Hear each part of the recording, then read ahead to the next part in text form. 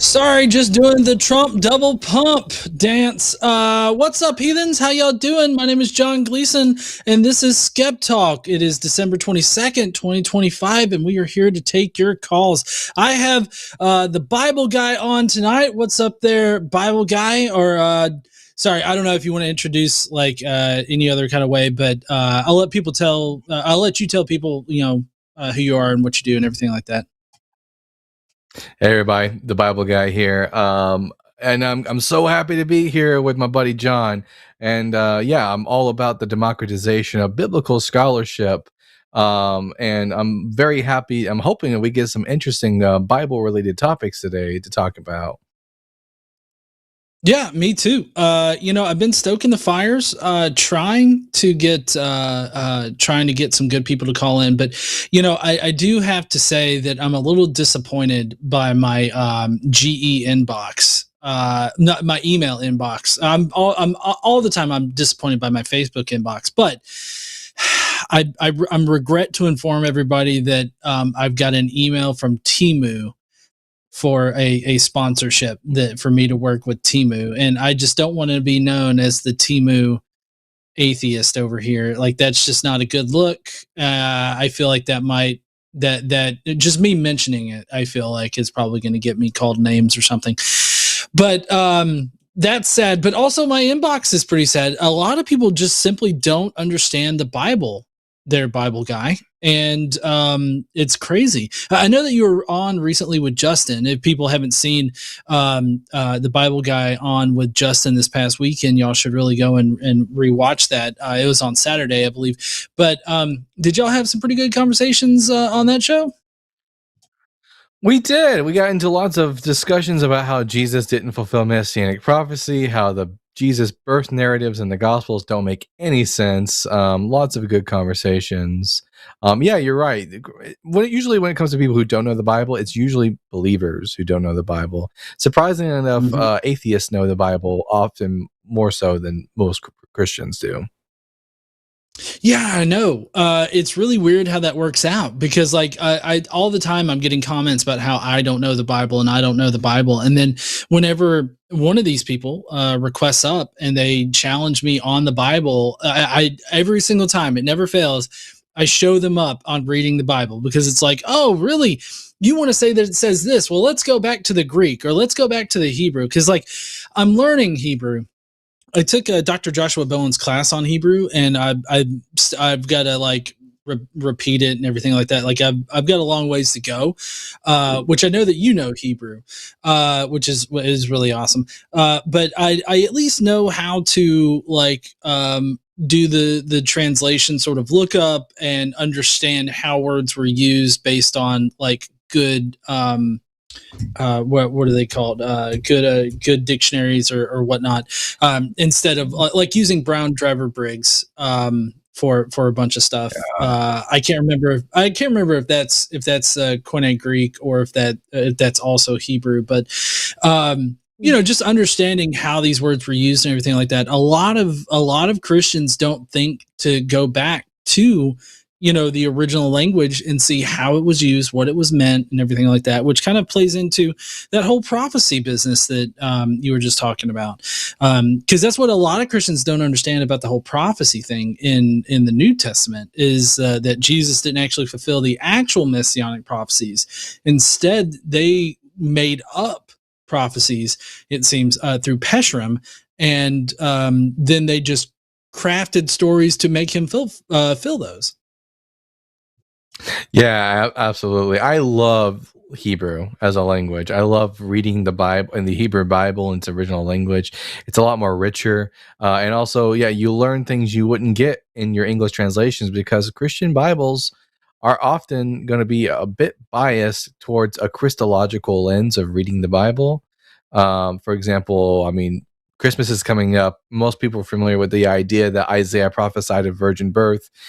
He simply didn't. Not one verse in the entire Hebrew Bible about a virgin birth. But because of the way translations get made, people get led to believe all that kind of stuff. But once you start to learn Hebrew and learn the Hebrew Bible in its original literary and historical context, it becomes quite honestly clear that Jesus of Nazareth could not have been the Messiah. Yeah, and it's crazy how Christians don't think to add that, because they're always talking about context. They're always complaining about context, and it seems really weird that they don't actually take the real context into consideration there. But just letting everybody know that we will be reading off super chats tonight. We do that here on SkepTalk. So any super chat, $5 or more, we will be reading off at the end of the show. And also, are there any Christians out there in the comments? Are there any Christians watching right now? If y'all are watching and you want to talk to the Bible guy about your Bible questions, you can call in at 720-619-2288 or use that web link in the description. We'd love to hear your questions. I'm not as an expert as Bible Guy is, but I've got my strong points. One of those points that I've been running with lately, and I'm wondering if you've heard me talk about it or what you might think about my argument, but it's about how Mary was definitely raped in Luke 1. And there's I state that Mary was raped based in 3 different ways, and so you have to actually defeat all 3 ways, which I don't think that you can do. So the first way is that no consent was asked, and then the second way was that she was 14, so she was unable to give consent, and then the power imbalance was so great that there's no way that she had the ability to say no, even if given the chance. So I don't know. What do you think about that, Dalton? Sorry, Bible Guy. Oh yeah. Fuck me. No, that's fine. No, Dalton's fine, dude. Everyone knows I'm Dalton Duncan, the Bible guy. Anyways, yeah, Okay. no, absolutely. I mean, there's no. It's an impossibility for Mary to have ever consented, and also, the Bible never presents Mary as consentant. She just has to acquiesce to the authority over her, which is God, which is not exactly a good start for a relationship, and it's definitely not in any way consensual. Also, No, Joseph the cuck. yeah. It kind of seems like it, especially if you read Matthew's version of events, which doesn't even include Mary. So like that's fully like, oh, Joseph owns Mary, Joseph's responsible for Mary and everything like that. So they don't even give Mary like a chance in Matthew's gospel, but in Matthew's gospel, it's just the angel comes to Joseph and is like, hey, we're going to impregnate your wife or, your betrothed or whatever. And so that definitely makes him a cuck. Like that would be a cuck for sure.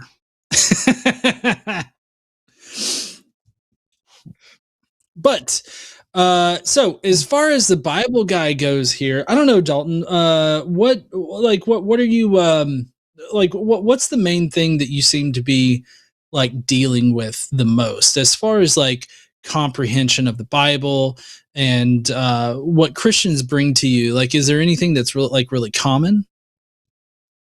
The number one thing that a lot of my guests like to talk about when I bring them onto the show is the divinity of Jesus of Nazareth, the claim by Christianity today that Jesus was Yahweh himself. And I'm absolutely against that position. I don't think the New Testament really presents Jesus as God, as the consensus of scholarship would also say. But Christians have a really hard time of like having basic reading comprehension when it comes to the Bible. And one of the things you brought forward is on my channel we call it the clamor pro contextu, the cry for context. It's when a Christian cries for context without actually knowing it themselves, and the context not adding anything to the discussion whatsoever. Yeah, it's really amazing. And I know on TikTok there's a Joel Reads the Bible.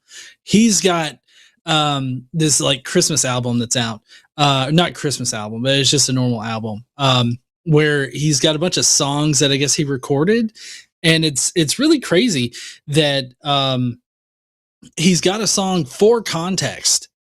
And I don't know if you've ever heard the song. I downloaded his album, but it's crazy to hear, Christians complain about context, and this has happened to me before too, where they complain about context, and then it's like, okay, let's go and read the full context. And it's never going to work out for them. I literally had somebody want me to expand the context and read it out. And like literally the verse right before it totally fucked up their entire point. So like, it's like, sure, you want to expand the context? Let's see what context will make this, wholesale slaughter of families better. It's like the previous one. So the conversation that I was having was that they were like, oh, well, that verse right there only meant that, the little boys were killed or something like that.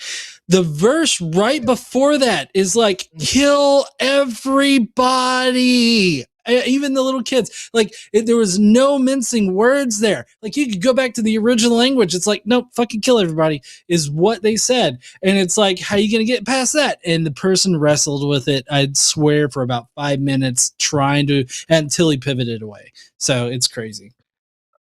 Oh yeah, I was there for that one. Yeah, that was wild. The immediate context utterly destroyed his point altogether. It's funny how that how that happens often. I had the same exact thing happen recently where I was debating with someone over the fact that there are Elhanan killed Goliath instead of David in one passage. And first and foremost, he tried to make the argument that, well, this was a different Goliath. And then I had to go to Chronicles to show him that even the author of Chronicles saw that this was reference to the same Goliath, so they changed it to the brother of Goliath. And then he tried to say, well, no, actually, this is referencing to a different battle altogether, where now he's not only killed a different Goliath, but he's killed this brother of this different Goliath, and the immediate context utterly destroyed that point as well. Yeah, context is not favorable whatsoever to Christians that want to try to make the Bible better. And it amazes me how they desperately want to make the Bible not as bad as it is. Although there are some Christians out there, and maybe you have experience with this, but they immediately, I don't know if they've just had enough conversations about it or they've thought about it enough, but they immediately go the William Lane Craig route. And that's divine command theory, because that's what recently William Lane Craig has been known for, not only Pascal's wager as far as believing in God, but then excusing God's actions towards otherwise innocent people, especially young children, saying that it was better off that they be killed rather than allowing them to live. Like you couldn't assimilate, children into your society. You had to actually kill all the little boys. And Dalton, I'm curious, I get this pushback a lot. Why exactly would taking the virgin girls, why would that be important? Like, why would it be important to specify that they have to be virgins in order to take them and incorporate them into their society? Yeah, because you don't want to have sex with a woman who's not a virgin if you're an Israelite, because apparently that makes them tainted or some nonsense like that. I mean, there's no other reason for the Israelite men to take virgin girls other than to make them essentially sex slaves.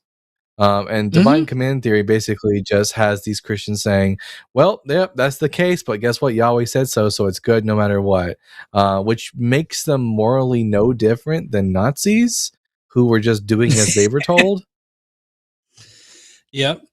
I'm just following orders, and that didn't work at Nuremberg, so I don't know why they think that it would work now. Right. I mean, is there really any difference between the ancient Israelites and like ISIS, for example? Is there really any difference whatsoever? No.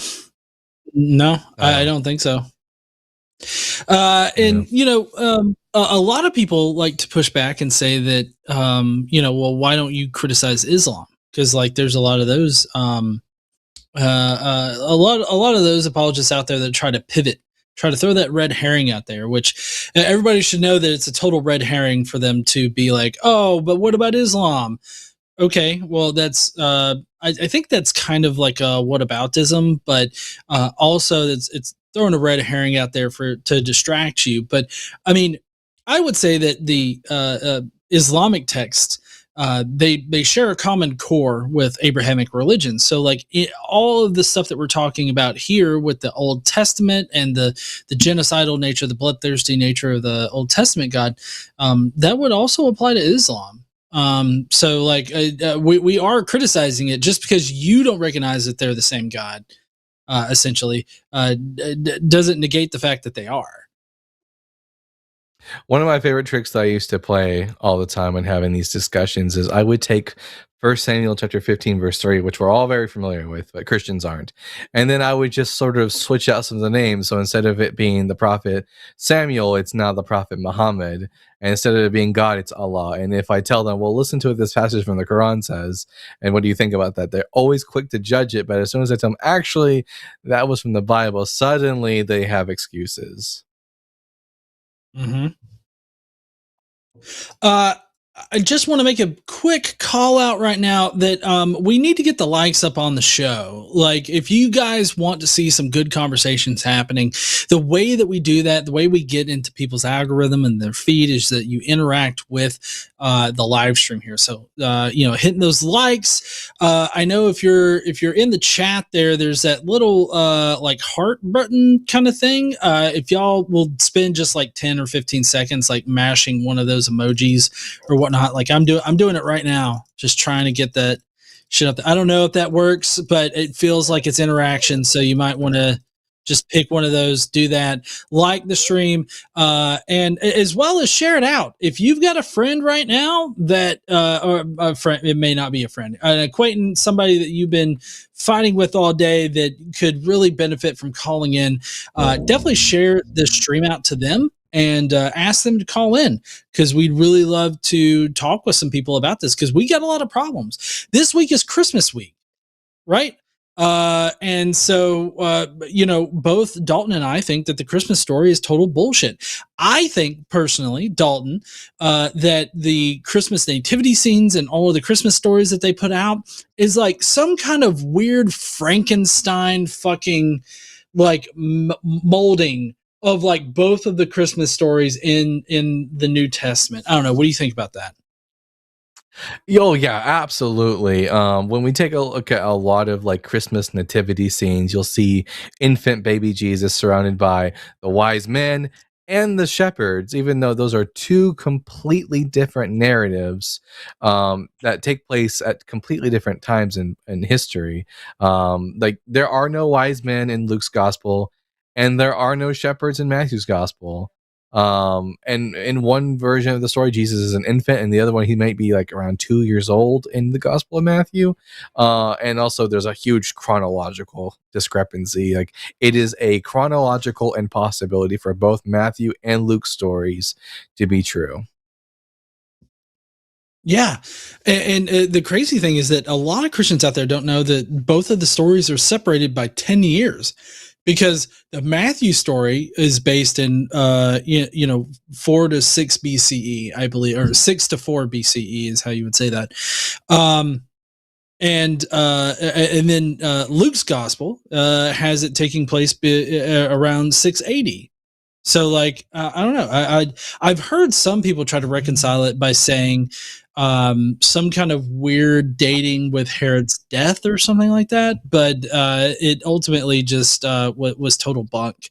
I don't know. What do you think? What do you think is the worst argument that Christians levy for the birth of Jesus in this respect?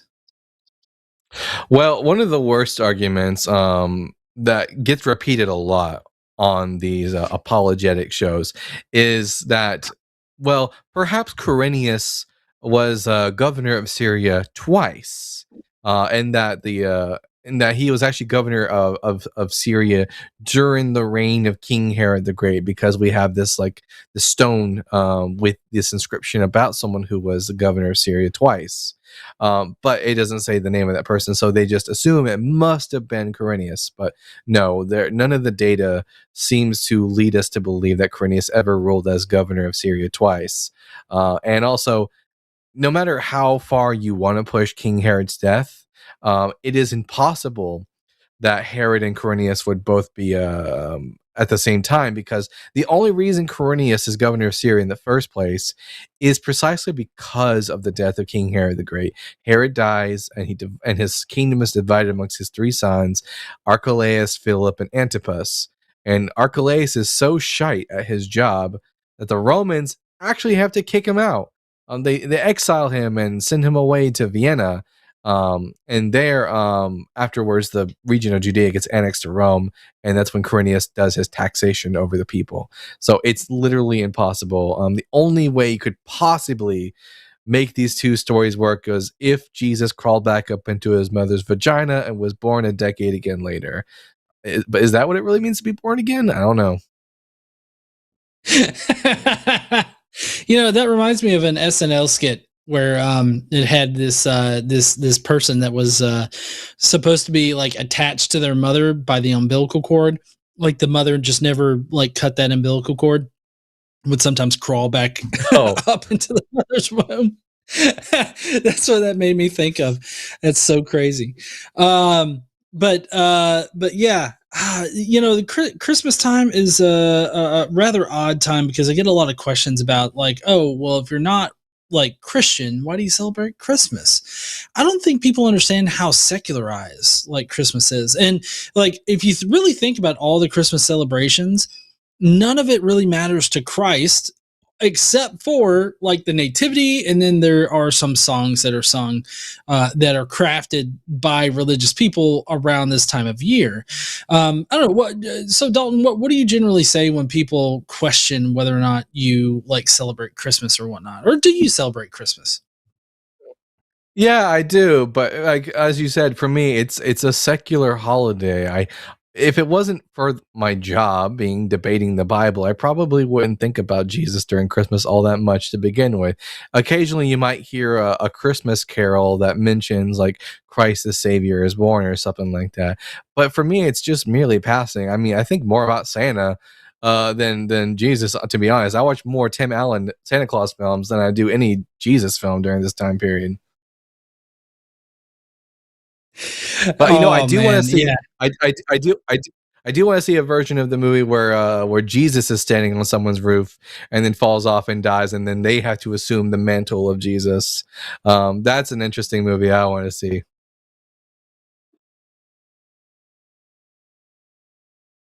Yeah, Tim Allen. Tim Allen's a big disappointment for me. Just because I did love him in the Christmas or the Santa Claus. Like I like those movies. Well, I like the first movie. Second movie wasn't too bad. Third movie was just fucking ridiculous. It was like the Batman and Robin of the Christmas Claus. Yeah, or the Santa Claus movies. I don't know if people remember the Batman and Robin movie, but it was crazy. And crazy embarrassing is what it was. But let's see, as far as Bible, what's can you tell us maybe just a reminder though in the comments there, if you're freaking the fuck out about what we're saying in the comments, you can call in and challenge us at 720-619-2288. We'd love to hear from you. But until we get somebody that can manage to get the cojones up to call in, I'm just going to assume that we've won. We've defeated Christianity. Like, I feel like that's the only option here, is that Christianity has been defeated. Jesus can suck a dick. And but Bible guy, Dalton, what would you say is the most misunderstood, like I guess Bible verse or prophecy or something like that you've encountered so far? Well, the one that gets brought up the most, obviously, is going to be Isaiah 53. I mean, everyone knows Isaiah 53 at this point. It gets brought up so much in these conversations. And Christians seem to think that this is their home run prophecy to support the idea that Jesus somehow fulfilled prophecy. But as soon as I get them to like just I think a couple days ago, I was talking to a gentleman where I had to like really baby him quite a bit and ask him if he knew the difference between past tense and future tense in prophecy. Because if you read Isaiah 53, the suffering of the servant is mentioned exclusively in the past tense, like he was wounded for our transgressions, not he shall be wounded for our transgressions. And somehow simple reading like that kind of goes over the head of most Christians. Oh yeah, totally. Like the Isaiah, the suffering servant stuff. A lot of people don't understand Pesherim. Do you think that it's like profitable or beneficial in any kind of way to describe what Pesherim is and like why that plays a significant role? I think it's always profitable for Christians to learn more about Jewish exegesis and just Judaism in general when it comes to first century Palestine. B- Christians have a huge misunderstanding about what Judaism was like in the time of Jesus. They often see Judaism as this like monolith where everyone believed the same thing and everyone was doing the same thing. They often imagine that Judaism in the first century was just Orthodox Judaism, but with robes. But no, like they don't even know that they think Caiaphas was a Pharisee, which he wasn't. He was a Sadducee. And I literally had like a 30-minute debate with some bloke over this matter. But yeah, I mean, when it comes to Pesherim, helping Christians understand the way in which Jews in the first century would have read and interpreted their Bible helps to demonstrate that like what the ancient Christians were doing was just it was just another form of ancient cope. And if you wouldn't accept the Pesherim of the Essenes, why should we accept the Pesherim of the Nazarenes? Yeah, in my experience, that's where a lot of the misunderstanding happens. Is this misunderstanding about what the Pesherim is, and how that factored into the first century Jewish and Jewish Christian scene. And for people out there that don't know what we're talking about with Pesherim, Pesherim was the practice of taking either whole chapters, as we see with Isaiah 53. And even some of 52 and 53, or very minute passages, like just single verses, almost, that people reinterpret in order to illuminate information about the Messiah, because there's not much known about the Messiah. So they started scouring the Old Testament to see what they could, glean from it to give some kind of indication as to what the Messiah is supposed to do, or, what are the indicators that the Messiah has come, and all this other stuff. They were just really they were really upset, I guess, that they couldn't that they didn't have more, and so they were trying to find more, and so they would reinterpret a lot of these passages to be about the Messiah. And so, given that they were having to invent these things and discuss these things at length, they ended up inventing these prophecies that oftentimes I find, are a stretch. Like, for instance, this is one of the ones that a lot of people like to say is about Jesus, but it's really not. It's in Genesis when it's talking about how the heel will step on the serpent's head or something like that. They always want to make that out to be some kind of prophecy about Jesus, but it's like you have to stretch really far for that one to be about Jesus. It's very obviously something that's been like reinterpreted there. Yeah, so amongst theologians, this section of Genesis chapter 3, verse 15, is known as the Proto-Evangelium, which means proto first evangelium gospel, first gospel, because Christians for a very long time have understood this to be a first proclamation about Jesus in the Old Testament. However, I mean, it's just obviously in its original context. If you don't assume that the serpent is Satan and it's just a serpent, it's just about how human beings will be in hostility with snakes and that's it. Has nothing to do with a future Messiah. You guys are reading way too much into these texts. No, I totally agree that they're reading too much into it. We do have a call queuing up right now. Really hoping that this caller makes it through the very basic questions that we've got for them. Sorry, what were you going to say, Dalton? Oh no, that was me going yes. Okay. Oh, okay, yeah. But we do have a new poll going on, and it looks like there's at least 10 people right now that should be calling in, but they're not. We've just got the one person calling in. So the one person has nutted up and not shut it up. And so now we need the other 9 people that are in the chat right now to call in. There's another like 30 people that are religious but are scared.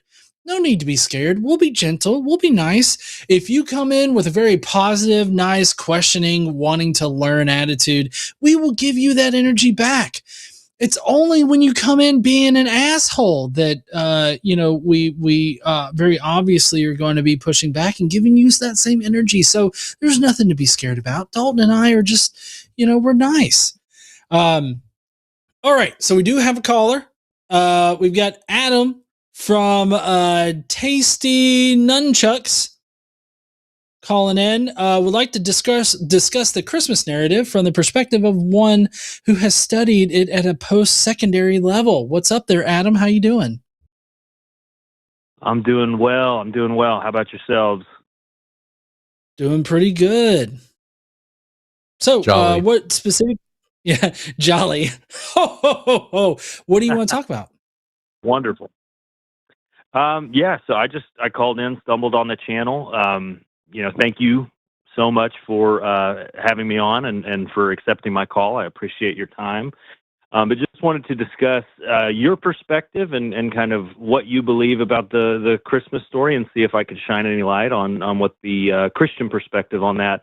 I'm going to say should be, not that it is every Christian's perspective on it, but what I believe that perspective on Christmas and this Christmas season should be.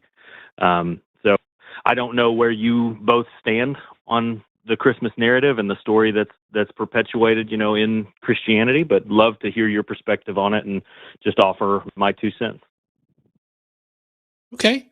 Well, I'll let Dalton expand on this a little bit more with his opinion, but I feel like Christians at this point in time are celebrating a rape that happened, and a rape baby was born as their Messiah. And so Jesus is the reason for the season, but Jesus was a rape baby. And so it really comes across as, y'all celebrating the rape of a 14-year-old child. So I don't know. That's what it comes across as me. Dalton, what do you think? Besides the horrible ethical implications of the story, it's just that there is no possible the 2 nativity stories of Gospel of Matthew and Luke. There are contradictory timelines, contradictory events, and contradictory genealogies. It's all very problematic. Okay. Well, I appreciate you both being honest. I hadn't heard that perspective before, that this was perpetuating a rape narrative. Can you expand on that a little bit, or tell me where that idea comes from? Yeah. So basically, God, through Gabriel, informed Mary that she was going to be pregnant, that she was going to be impregnated, and there was never any kind of discussion about her consent. Like, there was no asking of her consent, and Mary did not give her consent. Okay. And so the idea there is, if Christians are perpetuating that, then we're agreeing with or believing that God was the rapist in this scenario. I mean, did God impregnate Mary? Power of the Holy Spirit is what caused Mary to become pregnant, according to Christian beliefs. Sorry for interrupting. Are you a Trinitarian? Absolutely. You are. Okay. So it was God. Yes, it was God's Right. power. There was no inner force. There was, it's very explicit that Mary was a virgin. So there's no sexual activity that happened pre-conception. Well, so it was I a feel like, miraculous, immaculate conception. does it matter whether or not it was with a turkey baster, a penis, or God snapped his fingers? Like, does the mechanism, like the mechanics of it, matter towards whether or not it's considered rape? I gotcha. I understand. So you would assume that Mary was not consenting then? It's not an assumption. It's just being literate and reading the story. It's an impossibility Sure. for her to be So, consenting. Okay. So the messenger that came to Mary, the angel that came and spoke to her and told her, that she was blessed among all women, that she was highly favored by the Lord, and that she was God's obedient servant, and then told her she would conceive and bear a son. Was there any point in that story, or just anywhere in the narrative, that you would see Mary saying, "No, I don't want that. This isn't appropriate. I'd rather not be the vessel that brings the Savior into the world," or is this just assumption? I'm just trying. I don't want to misrepresent you with my rebuttal, so I'm just Right. really trying to understand where you're coming from. Well, so first of all, the way that you described that sounded very Weinsteinian, like Weinstein, like Harvey Weinstein. Do you know who that is? I do. Yeah, I'm aware of Harvey Yeah. Weinstein. I'm not too thrilled about being compared to him. But No. I'm not saying you are. understand. No. I'm sorry. I'm so sorry. I'm not saying that you sound like Harvey Weinstein. I'm that's saying okay. God does. Okay. So let me ask you this: if you yourself, Adam, were to walk down an alley and you discovered a 14-year-old child cowering in the corner, and you looked at her and you said, "I will impregnate you," and then you go on to impregnate her, regardless of the mechanism of that, violating her bodily autonomy, and also not asking whether or not she wanted to, regardless of the fact that she's 14 and can't give consent. And then we could also layer it on if you possibly knew her and you were some kind of authority figure in her life and all that. So in that case, putting yourself in that position, would that be considered rape? If it were me and I were in an alley and came across a 14-year-old girl and told her I was going to impregnate her, then yeah, that would absolutely be rape. I believe there's why is it different? Why is it different for distinction. God? Yeah. I appreciate the question. I believe there is a severe distinction between those two scenarios. Obviously, I'm not God. I'm not a heavenly being. I am not all powerful, all knowing, and so I would have, the only mechanism I would have to impregnate anyone would be through physical means. See, you're focusing. Hold on, I'm so sorry for interrupting, but you're totally focusing on the mechanism as opposed to. I guess this is a more advanced sort of understanding of rape. Rape is about the violation of bodily autonomy and the overpowering of another individual, removing their bodily autonomy and forcing them to use their body or forcing them to go through something that they did not give informed consent to happen to them, right? So in this respect, removing the mechanism of rape being whether or not it was a penis or a turkey baster or snapping your fingers and magically making them pregnant, this is still considered rape, right? Like it's a violation of her bodily autonomy, right?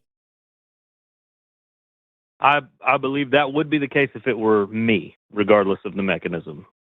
So I would say if we're talking about the scenario where I'm the one who's going and threatening a young lady and saying, "Hey, this is what's about to happen," then yes, that would be probably an indicator of rape. If it were a human, then yeah, by all means, we could probably look at it that way and justify that opinion. However, I think where you and I would disagree is where there was no consent, where there was no desire to be this person, the herald of the Messiah. I think where you and I would probably disagree, and it's just something where I think understanding the character of the God of the Bible is important, and understanding his character is knowing that the element of free will and also the element of respect for women is all throughout, not just the New Testament, but all throughout the Bible. And I disagree with that. Probably, yeah. And I was going to say that is probably something that you and I would disagree on. So would you say that when the Bible classifies a woman as the property of a man, that this is giving respect to women? I would have to know what you're referring to. Do you have a chapter and verse the Ten Commandments that I could look at? The Ten Commandments, Exodus chapter 20, verse 17. You shall not. You go on, got this? Oh, no, sorry. I was going to give the verse. It's Exodus 20:17, where it talks about property, violating the property of another man, including women in the list of property alongside slaves, which we could get into that if you wanted to, and as well as like other livestock and everything. So basically treating women as property. But it's Exodus 20:17, and then there are various passages throughout the Old Testament where it definitely shows that women are treated as property. We could bring up some choice ones if you wanted. We could absolutely get into that. I think that might be another discussion for another day, and I'm more than happy to have that discussion. If we're talking about the Christmas story, though, just talking about God's respect for women, and I can definitely speak to that verse of Scripture. The translations, that we look at make a difference, and how you believe the Bible is transliterated and how the historical records passed down. But basically, when you dig into that passage, what you're seeing is that men are charged to protect women.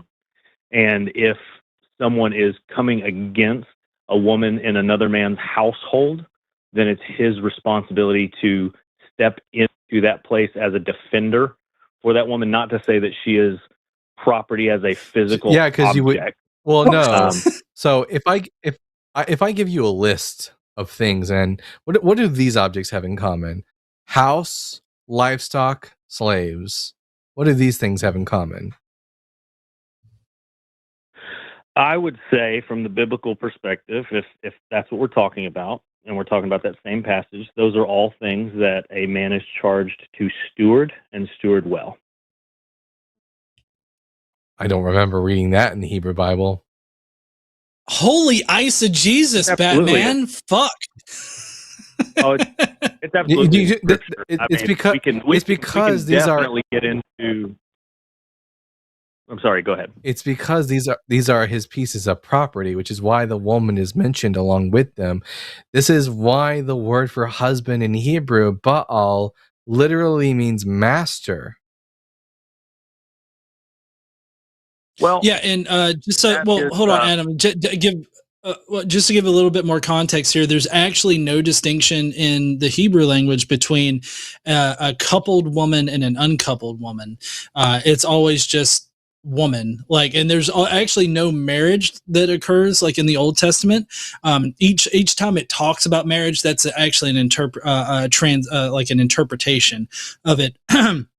And whenever they actually marry a woman, it's actually done through the act of rape, because the woman is never asked for consent at any point in the Old Testament. Whenever they are betrothed to somebody, it's always the father that sells them off. And I could actually bring up a scholarly reference on that, where the father is able to sell his daughters into sexual slavery, and then the father can actually be paid for the rape of his daughter, and then the daughter has to marry or stay with their rapist. So your eisegesis here is not exactly the best thing to come at us with. But let me shift back to the.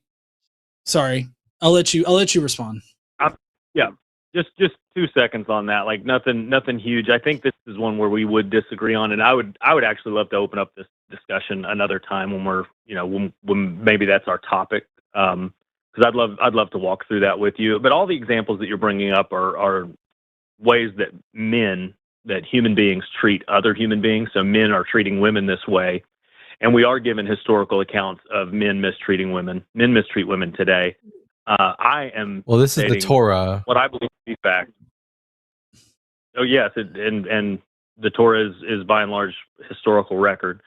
But what I would say is that God saw fit when man was alone in the garden. The beginning of all Scripture.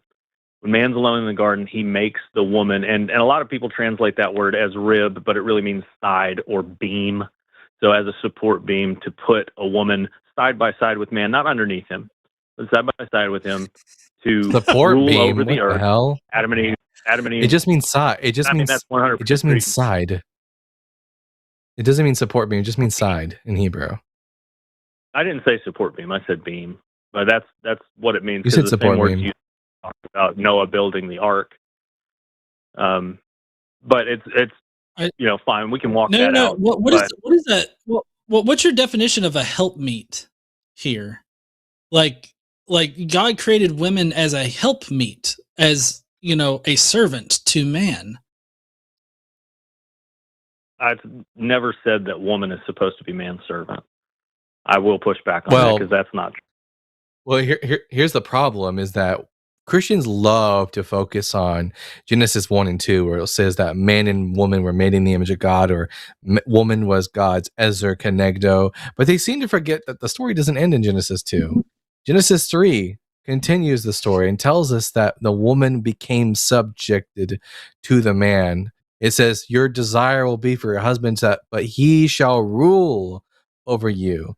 Her being his equal helpmate or whatever may have been the condition of woman prior to the fall, but because of what Eve did in the garden, woman's role, according to the Hebrew Bible, is to be the subject of her husband and for him to rule over her. Can you look into the definition of the word that's transliterized there as rule over? Yeah, it's the same exact word that is used for kings who rule over their subjects and for man who rules over nature in Genesis 1.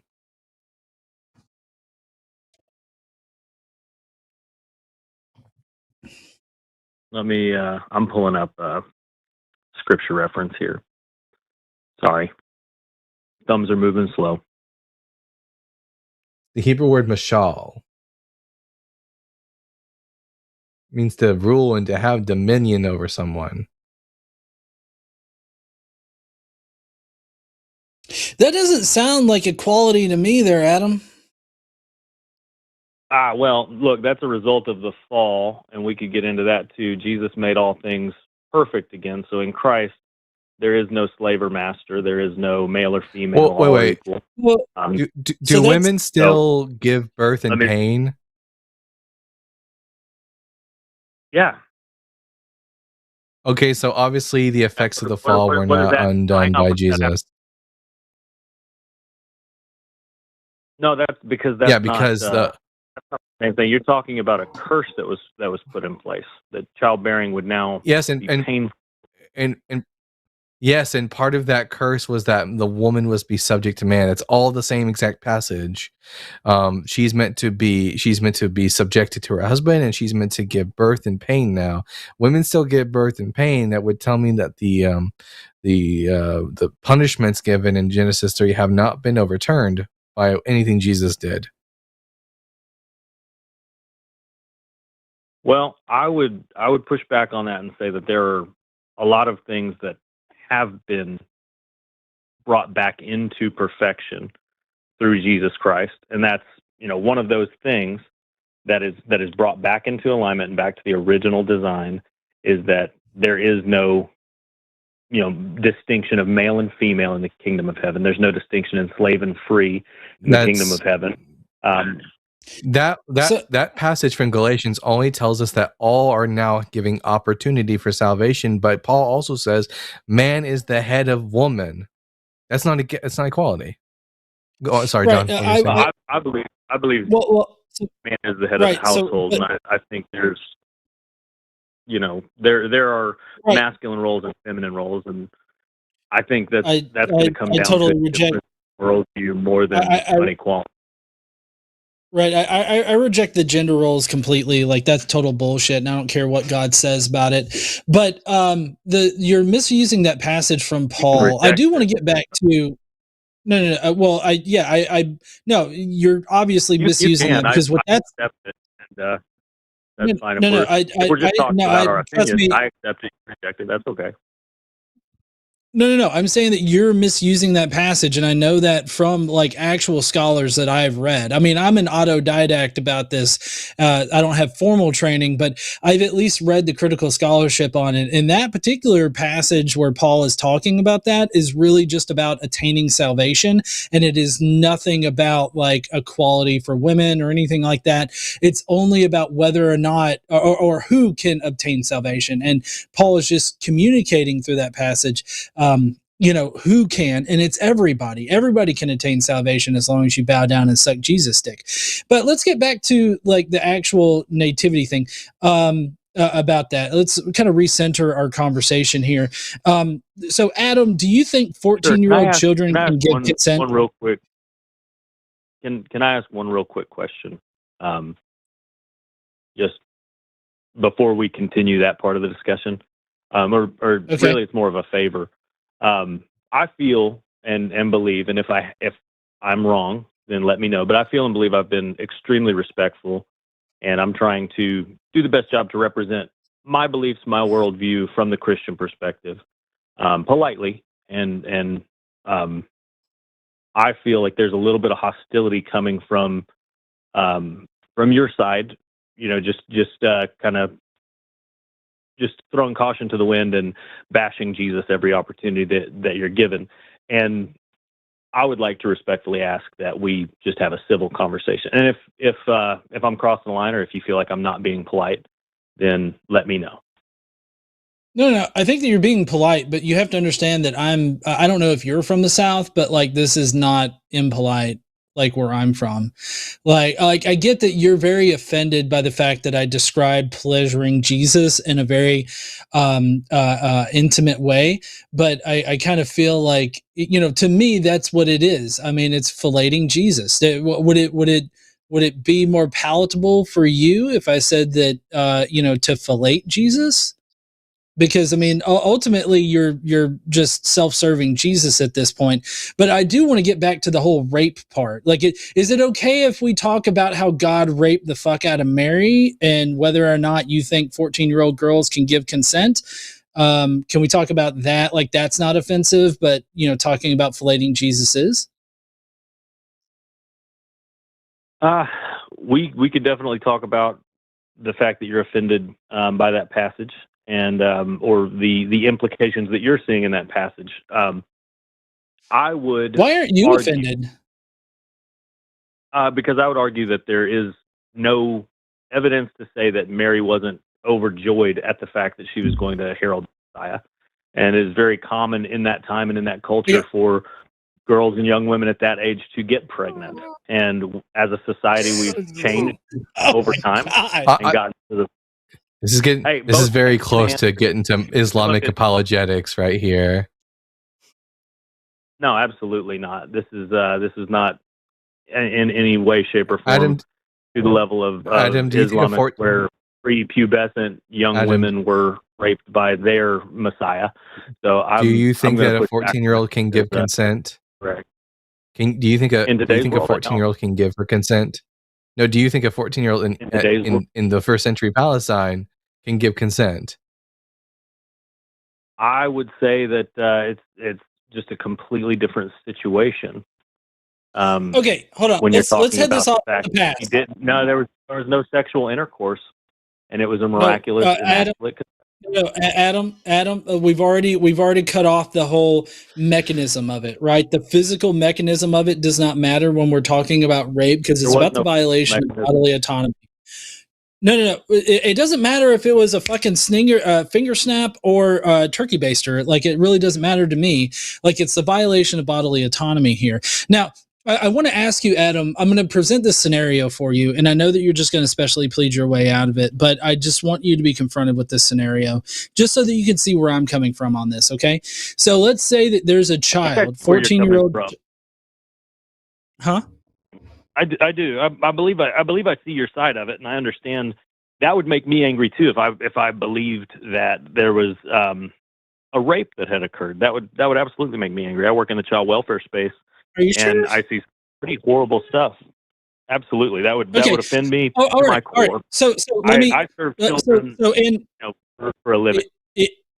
Right. Okay. Good. But if you go to Luke 1 and you read Luke 1, what is it, like 38 or whatnot, and you see the acceptance of what's going to happen to her as some kind of like consent or being overjoyed, I want you to think about, and I don't know if you've had experience with this, but think about children that right now, currently, this is not like anything that's like a hypothetical. This shit happens all the time. Think about a 14-year-old child that's living in their house right now. Their father or some other relative is consistently abusing them, or even just abusing them once. Let's just say they abused them once, right? They abuse them once and they don't understand. There are communities out there that don't even have words for sexual abuse, for rape, and all that, right?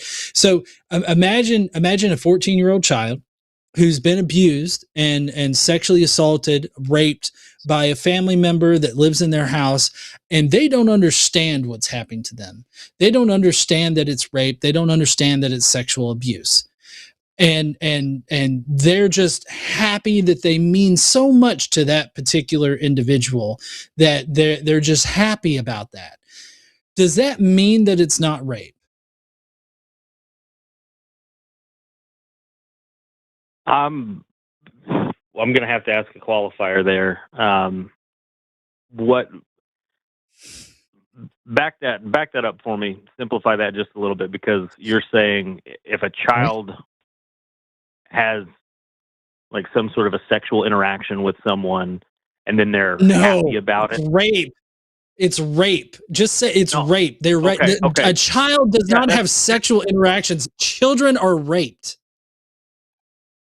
Okay, that's what I'm trying to understand. So this child is raped, is forced into sexual activity without their consent, which is the definition of rape, and their bodily autonomy is abused, and then they're happy about it. Would I still qualify it as rape? Is that your question? Yes, even if the victim does not recognize it as rape, does that mean that it is no longer rape if it is obviously an underage like child that cannot consent? No, absolutely. Anything like that happens, an individual who physically assaults and goes to the point of rape, even if the child doesn't recognize it as that, it is still rape. Right, exactly. So now apply that to God. What's your excuse now?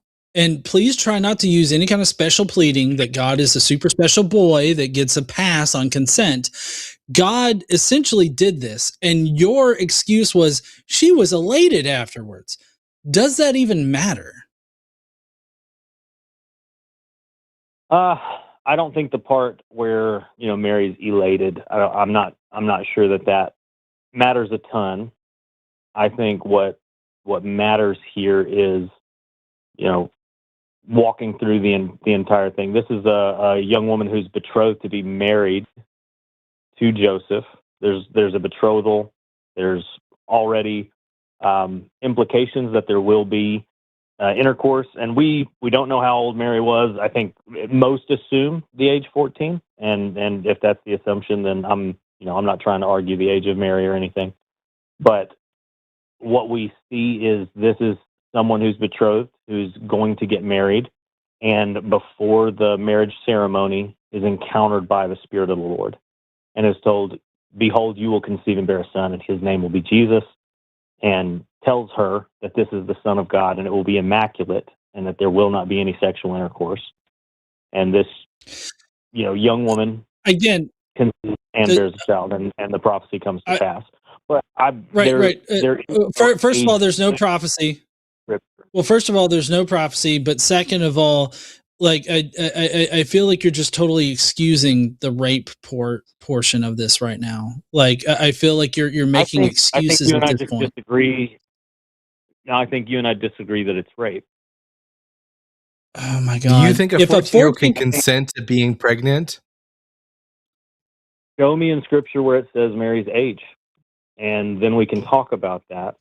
When were Jewish girls given in marriage in the 1st century CE, according to the data? All different ages. Well, no. It's when they are. It's when they're bogoret, which is roughly around 12 to 12 and a half years old. Okay. Can I read something to you, Adam? No, hang on just a second. You have irrefutable proof of Mary's age. Yeah, because we know when Jewish women were. Yeah. Okay. So this comes from. Hold on. Let me explain this. So this. Hold on 1 second, Adam. So this comes from the Anchor Bible Dictionary. Okay. This is Victor P. Hamilton, who has written on this particular section. Okay. I don't know if this is going to matter to you at all or not. No, I know Victor's writings. I got you. Okay.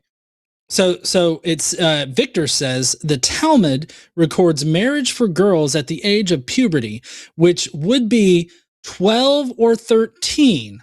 This comes from Yaham 62b.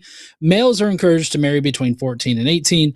A girl younger than 12 and a half, according to the Talmudic law, that's could 2b, could not refuse a marriage arranged by her father.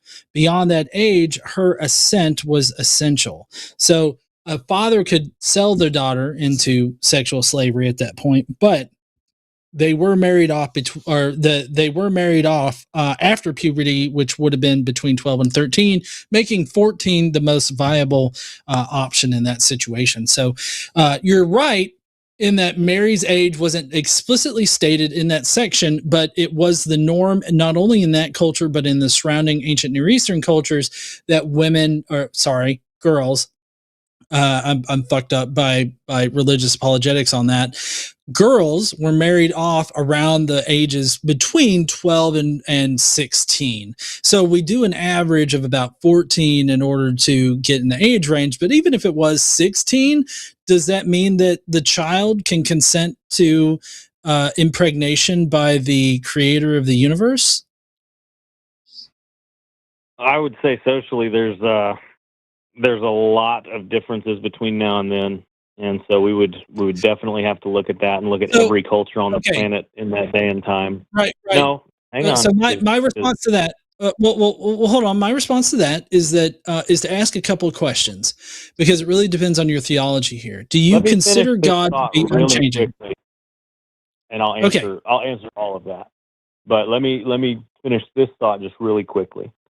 So walking that all the way out and understanding that cultures differ, from different timelines, and understanding that the average age of a human back then could reach to about mid-40s, 50s, before they were probably dying of old age. And then tracing it all the way to now and comparing now's, our medical advancements and the places that we've advanced as society to put strict rules in place to protect those who are most vulnerable. Going from that type of society to this type of society, to see that maturing happened a lot sooner back then because people had to enter the workforce at a much younger age. That's biologically not right. People dying younger doesn't mean they start mature. Doesn't mean they mature faster. There is no data to prove that women psychologically were more mature at 14 than they are now. This is the same exact apologetics that we get from Muslims who claim that Aisha was more mature psychologically, because that's just how it was back in the day. But there is no data to back up that claim. Actually, quite a long time after Jesus. came to Earth. So that was matter. Okay. several hundred years later. It doesn't matter. So this factors into my questions. Right. So this factors into my questions just about your theology. Do you consider God to be unchanging? Yeah, God's the same yesterday, today, and forever. Right. Yep. That's the verse I know too. And then now, do you consider God to be a tri-omni God, like omnibenevolent, omniscient, and omnipotent? 100%. Okay, then it doesn't fucking matter what time frame he's operating in, because if it is rape now, it was rape then, and God knew that it was rape then. Did he not? Well, God's unchanging. Humans are not. And so I'm not talking about humans. I'm talking about God. You're talking about both. No. I'm talking about God. I'm talking about whether or not God knew that he was raping Mary. And if I get it that you're focused on, inserting a penis into a child's vagina, but it seems like the actual concern for rape is the violation of anatomy. Don't start making this something ugly and turning it into something where you're trying to get a rise out of somebody. It's already something ugly. Am I accurately painting a picture for you and it's disgusting? I'm so sorry for you. You're not painting a picture for me that's disgusting. You're trying to misrepresent. You're not disgusted. You're not disgusted by the picture of a penis like violating a 14-year-old child. Like, that disgusts me. That is absolutely disgusting. I'm saying that's right. Not what I'm. That's not the point that I'm making. The point that I'm making is you're putting words in my mouth, and you're I'm not trying to put words in your mouth. That I'm not making. Oh, you absolutely are. And if you want to keep cutting me off, that's totally. I have been nothing but respectful. I'm just trying to provide clarification. And I got on the call. You've been cursing and trying to misrepresent. I'm sorry, Adam, but being nice doesn't mean you're good. Niceness and goodness are not the same thing. It doesn't matter how polite you are. It doesn't mean you're necessarily a good person. I'm not talking about politeness. I'm talking about genuine kindness and trying to have respect for the person that I'm speaking to. Or in this case, I feel like the more important respect being given here is to the victims that this has occurred to, and this I guess a more advanced understanding of rape. And stand on the fact that there were no victims, that there were willing participants in the heralding of our Savior, and that where does Mary give her consent? And how could she? She's too young. She's too young to give consent. Also, and also your no idea, and also your belief, and also your belief that people only live to be 50 years old is also a huge misunderstanding. That's just the average life expectancy. That's taking into consideration the fact that children died in before they were 10 years old a lot.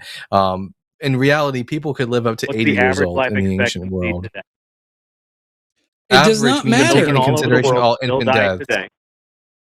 No. It doesn't matter. Right.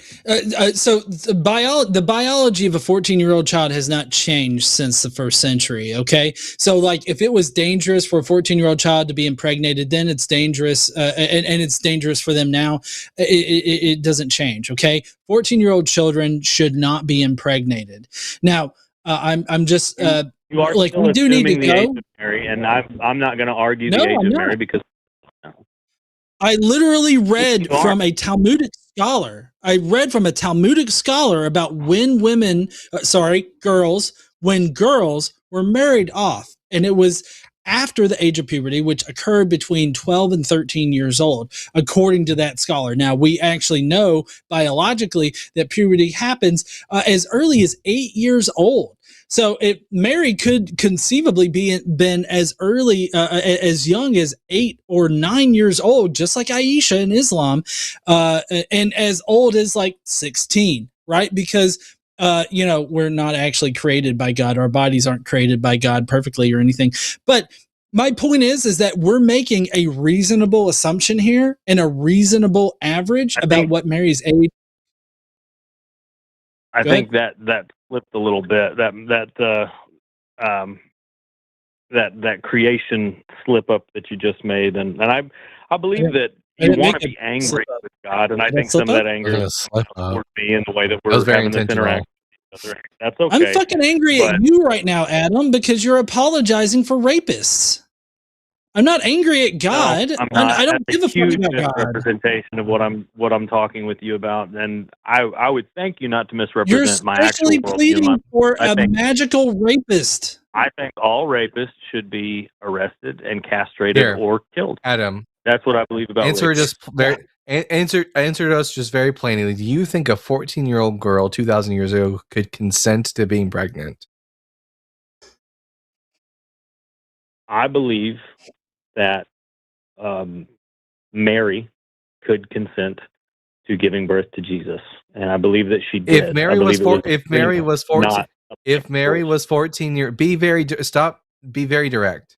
If Mary was 14 years old, could she give consent to be pregnant? I'm really sorry to burst your bubble or to not give you what you're looking for, but a direct answer. I can't answer that because we don't know. Yeah, the age because if you answer honest, that's why I said if. That's why I said if. If Mary was 14, could she give her consent to be pregnant? If Mary was 14 years old and the Spirit of the Lord came to her and spoke to her and said, "You'll conceive and bear a child." Could she give her consent? Could she give her consent to God to be pregnant? Male involvement. I don't care about sexual interaction. Could she? I didn't say anything about sex. I said, could she give consent to be pregnant and conceiving the child? Okay, so just so we're clear, Adam thinks that 14-year-old girls can give consent to be pregnant. That's a misrepresentation of what I just said. Nope. You literally just told us that they could. Yes, so you're no different than any Muslim who comes on here and gives rape apologists for Aisha. Thank you very much. That's fine for you to say, but I don't believe that you truly believe that. I think you're trying to paint me in a negative light so that the people who are listening I truly to your believe show that will have more fuel for their fire and more anger. No, we're not trying to fuel anything here. You willingly came on, Adam. You willingly came on. You willingly offered up your opinion on this. I did willingly come on your show, and I'm going to continue being respectful and kind with my words, and continue having this conversation for as long as you guys want to. But my answer is not going to change. Right. And tell me one thing. Sorry to get a little bit. Sorry to get a little bit meta on this, but tell me at any point where I've called you any particular thing other than saying that maybe some of your statements are disgusting or anything like that. When have I personally insulted you? I am and was extremely insulted by the idea that I would condone child rape in any form of the word. It seems like I'm sorry, but on that definition. You and I disagree on the stretch that I believe you're making to try and call the Christmas story rape. Okay, so let's leave it. So we do have other calls to get to, but I want to leave it on this. Can you please explain to me how consent works? I think we've talked about that exact same thing this entire conversation, but I believe consent is when someone knowing full well and having the sound mind to make a judgment on what they're getting involved with says they are okay getting involved with it. I believe that's what consent is, and it has to be somebody with the mental fortitude and the maturity to understand all of the ramifications that are involved. And 14-year-olds aren't that. Right. Not only are 14-year-olds not that. So you disagree with the idea that 14-year-olds are not mature enough to give consent? Do I disagree that 14-year-olds aren't mature enough? I don't believe a 14-year-old. If I were to go up to a 14-year-old and say something, audacious like, "Hey, the tattoo," or "I'm going to give you this tattoo." No, I don't believe that they have the mental fortitude and the maturity to give consent for something like that, let alone any sexual activity.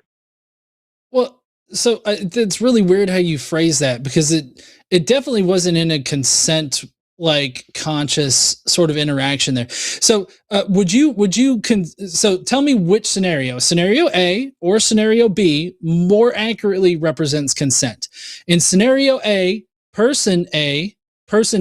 say person 1 says, "Hey, do you want to get impregnated?" Person 2 says, "Yeah, sure, let's get impregnated." And then they get impregnated, right? As a unit, as as a couple or whatnot. Scenario B, person 1 says, "I'm going to impregnate you." Person 2 doesn't fight back, doesn't say no, just acquiesces to the situation, and just resolves to, this is going to happen whether I want it to or not. And and then they become pregnant regardless of consent. Which one is more representative? Is that second scenario what you believe happened in the Christmas story? You believe that Mary just went along and say anything about it?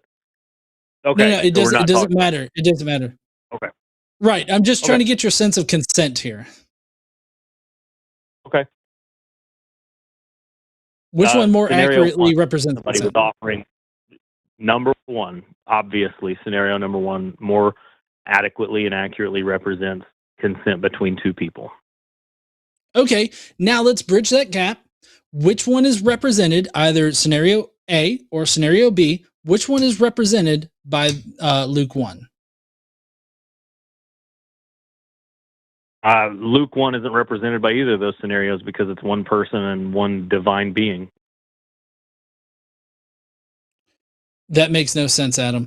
Anyways, Adam, I hope that you'll call in again on another time. We've got multiple shows that go on here at the line, and multiple different hosts. So I know that you felt personally attacked or insulted by some of my language or Dalton's language. I don't know which one, but we do have other hosts here. So I hope that you'll call in for another time so that you can engage with another host on this. But we do need to get to other callers. And I definitely appreciate you calling in tonight, and I hope that you'll call in again. Let me ask one final question. It's very quick. Do you guys mind if I pray with you before I leave? I would really rather not do the prayer thing, and I just went ahead and dropped him. Sorry, Adam. I don't know if you're still listening to the show or anything like that, but I'm not going to abide by any kind of prayer. If you want to pray for us, feel free. Didn't Adam read that when you want to go pray, go so quietly so that you don't don't do it before men? That's all the reward you're going to get, Adam. Gee whiz. Yeah. Anyways, before we get to our next caller that is calling in, we do have another theist in there, and we do prioritize theists. So if you're in the comments right now and you have a problem with anything that we said or anything like that, definitely call in because we would love to interact with you, especially if you're a theist. So coming up this week on the shows, we've got Alyssa and a co-host, maybe Taylor. I'm not exactly sure. Tomorrow on Chewed Gum, and then on the Hang Up on the 24th, we've got Matt doing his thing, and then on Christmas Day, we've got Ben on TACIS. I don't know about the 26th, but the 27th, I've got TACIS. Oh, we're not? Okay. Sorry, Ben's name is there and everything. But I know that on the 27th, I've got Sidney Davis Jr. that's going to be coming on the show that night, I guess at the normal time, about 6 p.m. or so. And then we've got the Sunday shows next week, which is Matt and Eve on the early show. And then the later show, the After Dark show, we got Forrest and Austin again. We got Forrest and Paul. On that day. I forgot to shift down rows there. But so we've got great shows that are coming up this week. If Adam wants to call in and interact with any of those people, I'd love to see Adam interact with Alyssa and Taylor over there on Chewed Gum, or anybody else that Alyssa has coming on with them, because I feel like the consent topic, as well as whether or not the nativity story constitutes as rape, I feel like that's a perfect topic for them to talk about, not to say that they should talk about anything, one thing or another. But I think, getting their input would be very valuable on that. So I definitely encourage Adam to call in then. But anyways, we've got callers stacked. So Bible Guy, if you're ready for the next caller, I'm ready too. Absolutely. All right. So we got Ethan calling in from Wobbly Assholes. What's up there, Ethan? How you doing? I'm doing good. Thank you very much for taking my call. I had a question for, anybody, but Bible Guy Dalton.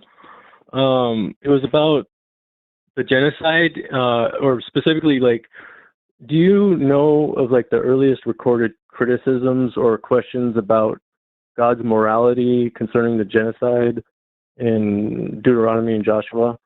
Does that question make any sense? You mean extra biblical authors who are criticizing the? You're probably going to have to look for someone amongst the ante-Nicene fathers now. I know that someone like Origen of Alexandria had to metaphorize and allegorize these stories in order to cope with the atrocities of them. But I'm not super studied in anything that's post-biblical, any post-biblical works. Okay. I guess my other question would be and this wouldn't even be related to the Bible, I guess. It would be instances in history when people have used that scripture for a genocide or a war.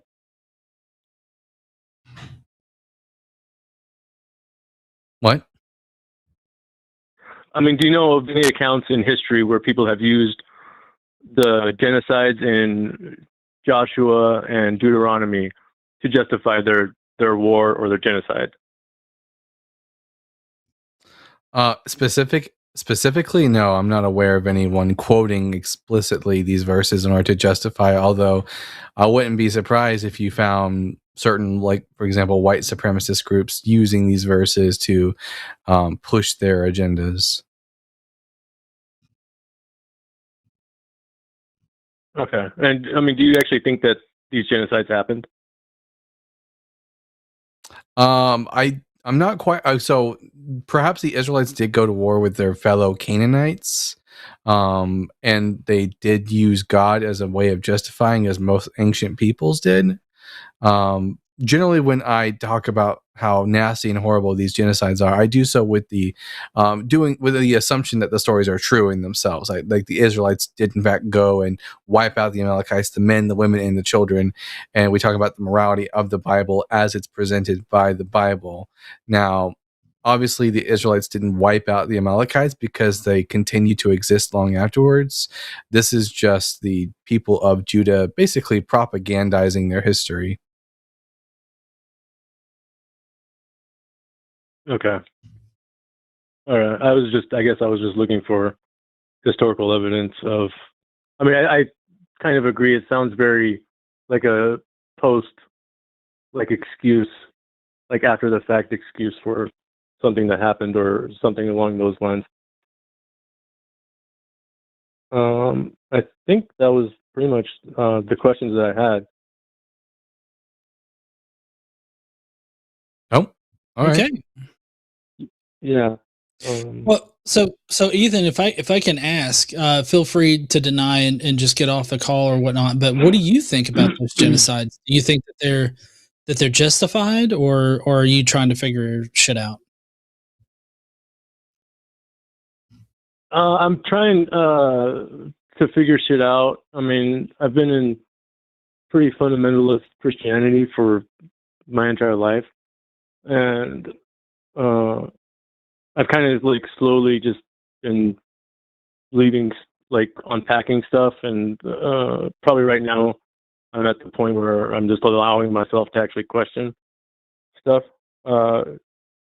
Wait, what were you asking me about the genocide? If it was justified? Yeah, I just didn't know what your position was on the genocides of the Bible, because there's obviously multiple genocides that happened, and typically we get responses from people that are like, "Well, divine command theory, like God said it, so that makes it good, or that justifies it in some kind of way." And I just didn't know where you were at, either in your deconstruction or in your analysis of these texts. Yeah, I mean, I think I can answer that. Yeah, I would say it's bad. I mean, I think it says everything, kill everything breathing. And I guess Oh yeah, the First reason Samuel why I 15. brought this, I yeah, say First Samuel it 15:3 says is very just wipe explicit. them That's everything out. even the baby on the breast. Yeah. And the reason for that was they were unclean. That was the reasoning, correct? Well, no, the reason for, at According. least for 1 Samuel 15, was that the Amalekites did not go out and greet the Israelites when they were on the way. Okay. Was there something about water? Well, it actually doesn't matter. No, I don't think the genocides were justified. And what I was going to say is, William Lane Craig said that the kids, the infants, were actually blessed because they got a fast ticket to heaven. Now, number one, Well, I don't agree with that. I don't think the text is saying that. Yeah. Sorry, go ahead. Also, they don't have they didn't have a concept of the righteous go to heaven when they die during these earlier works of the Hebrew Bible. For the ancient Hebrews, the idea that when people die, they either just simply cease to exist or they went to a place called Sheol, which were the two primary views of the ancient Israelites. So there was no glorious afterlife for the dead. Yeah, I agree. I think that that's a bad reading into the text. I don't think that they were saying, "Hey, kids, you got this great blessing." But say what you want about William Lane Craig. If he actually believes that, he's being consistent. And I've heard some of the excuses that for the genocides, well, they're still alive, blah, blah, blah. But it doesn't get around the fact, the command to kill everything breathing. For some reason, I don't know why that just sticks with me. I will say this in regards to people who use these passages to justify. There have been people that have used these passages to justify the slaughter of like modern day Palestinians, because they make the claim that these people are descended from these other groups and that they're actually Nephilim. And if you can say they are inhuman in any sense, then you can justify a modern day genocide, which is exactly what some groups do, in fact, engage in. And so that's kind of like where my point is like, if you're going to say a genocide is moral, then, I mean, you might as well redefine moral, I guess, if that makes sense. And the excuses just don't meet the threshold of convincing. So I've never really gotten over that, or gotten a clear resolution on that. I don't think there is. I think the only thing to really think about it is, we don't really know what happened. We can just kind of infer from the text like what likely happened. But yeah, I mean, I think it's a moral dilemma, and I think the fact that it's so many Christians trip over themselves just trying to say what it was is problematic. Yeah. And then finally, Ethan, before we let you go, what did you think about the the nativity story? Since it's Christmas week and everything like that, I don't mean to put you on the spot. You can feel free to not answer. But what did you think about the nativity story? Do you think that Mary was forced into it as a young girl, or what's your opinion on the nativity? So she was. If I wasn't paying too much attention, she was 14. Is that and I'm sorry, you're gonna have to tell me exactly what it was. I mean, I know the nativity story.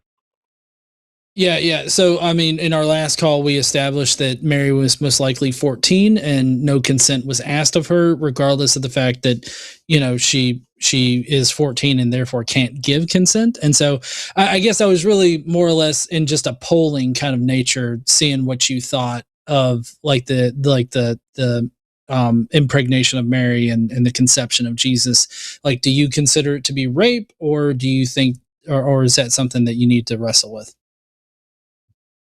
I think yeah. If you're using today's standards, yeah, absolutely, it would count at the very least sexual assault. But I think if you're going to try and, I mean, I think it's a little bit difficult to try and put today's, because I mean then you'd have to say everybody was raped, and or not everybody, but a lot of, I mean, like today's, if a woman has sex without her father's permission, that would be considered rape back then. Now, I'm not trying to soften it. I'm just saying, I think No. you run I into need to correct difficulties when something you there. try and. Well, I need to correct something there. No, that would be a property crime if you were to have sex with the daughter of a man without getting the father's permission, because that's actually how you married them. You would definitely have to like take her on as your wife, like keep her. You would take possession of her, right? Seize her is what the technical word is, and so that would be a property crime. That's why in Deuteronomy 20 something, I can't remember, but it actually says that if you rape a girl that is unbetrothed, then you have to pay the father 50 shekels for the rape, for the damage to his property, and then you have to marry her and never let her go. Like never send her out, never divorce her or whatnot. You have to retain her because you forcefully took her, right? And so it's actually a property crime. Consent. If you're ever thinking that consent is given by the father in this situation, that's a wrong-headed idea of what consent is. It matters whether or not the girl gives consent, and in this case, with her being underage, they can't actually give consent. So consent, the consent of the woman was not considered? No, at no point in the Old Testament. You hit on something there that I really want you to sit with, and that's that. Well, if that's the criteria for consent and sexual relationships and everything like that, then it was always rape. And I'm just going to tell you, yes, like that's the answer. Yes, it was always rape in those situations, especially how it's portrayed in the Bible. Always rape. Okay. Yeah, I mean, And I'll have to think I about really, that. I'm honestly, I'm not trying to get out of it. I genuinely do think you run into difficulties when you try and cross. I mean, yeah, I can 100% say, yes, by today's standards, it was rape. And if you're going back then and you're in that mindset, I mean, there wouldn't even be laws. I mean, and I'm not saying you have to have a law in order for a rape to exist, but they wouldn't even know what we were talking about. Yeah, and Ethan, I get the feeling that you're kind of deconstructing these this faith position and everything like that. So that's why I'm being very easy with you on this, not like I was with Adam you don't have before. to be easy with me. No, I understand. But as far as this goes, my question then would be: Does the time frame matter to God? Like, if God is unchanging and God is omniscient, meaning that He knows everything, does it matter to God at what point in time this occurs and what society He's a part of? No, it wouldn't. I mean, if you're going with God as all powerful all the time. Right. Exactly. That's where my mind goes. Those are the kind of questions that I ask. So I hope that you will sit there and really wrestle with these difficult questions as far as, these stories that are presented and really kind of challenging what you've been told your entire life. Because I feel like that's what a lot of people have been told their entire life, is that, Mary was gleefully accepting of this kind of thing. But when you really read the story with a critical eye and you look at what actually occurs in the story, I don't think that you'll see any kind of consent being offered or any kind of consent being asked. And I feel like that is the bigger point there. That's the big thing that you really need to hone in on, is how consent works, and then is consent even considered in this story? And then you can apply that to other relationships in the Old Testament and the New Testament. No, I 100% agree, and that's why I want to answer the questions and not try and make excuses, because I've the Old Testament's kind of like the racist, sexist uncle that gets invited to the family reunion, and you're constantly making excuses for him, and at some point you want to be like, well, maybe I shouldn't make excuses for this asshole. Exactly. I want to answer the question. I don't want to dance around it. And I guess the point is if I see all these problems in the Bible and I got to make all these excuses, it's kind of like I'm making up my own religion at that point. Yeah. Yeah. Yeah, in my head, I was like, honey, don't go near Chester, okay? Uncle Chester does not need to be, like, trusted in this particular respect, okay, babe? Right. Yeah, anyways, Exactly. Ethan, it was such a pleasure to talk to you and everything like that. Thank you for entertaining my questions on that particular aspect of the Bible and everything like that. And I hope you got what you needed, like from Bible Guy here, because he's a treasure trove of information on that kind of stuff. All right, yeah, I appreciate it. Thank you, guys. Yeah, have a good good luck. night. Good luck on your deconstruction. Yep. All right. See you later there, Ethan. All right. That was awesome. That was a great call. I'm glad that he entertained me just a little bit there. Anyways, I just want to remind everybody that $5 and above in Super Chats, we are going to be addressing after the show, after we get done with the calls here. So we do have some lines open. There's 2% of the nearly 700 votes in the chat right now are religious and they want to call in, but we have open lines, so I don't know what you're doing. But yes, echoing the chat here, big W for Ethan on deconstructing and everything. We do have a deist. Are you ready for a deist call there, Bible Guy? I mean, it's not going to be the Bible topic, but it'll be fun nonetheless. Yeah. All right. Let's talk to Tim from nasty I don't know, something with a Y. Yonkers. I can't think of it. Yonkers, nasty Yonkers. Fucking nasty Yonkers. What's up there, Tim? How you doing? How you doing?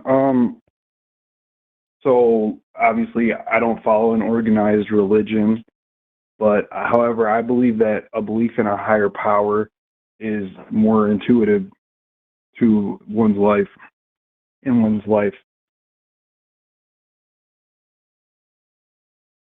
Okay. How exactly? Yeah. I think that someone who has, and I try not to use faith, but I suppose it is faith, but if you have some kind of faith in a rhythm or a rhyme or a reason in the universe around you and in your fate, then I think you're going to function better than if you think that, either you're destined for nothingness, you're destined for suffering. I think that having some kind of faith in the positive outcome is good for a person and helps them function better. Well, you don't need to believe in an afterlife to believe in a positive end of all things, because even though I will die and cease to exist, the next generation won't.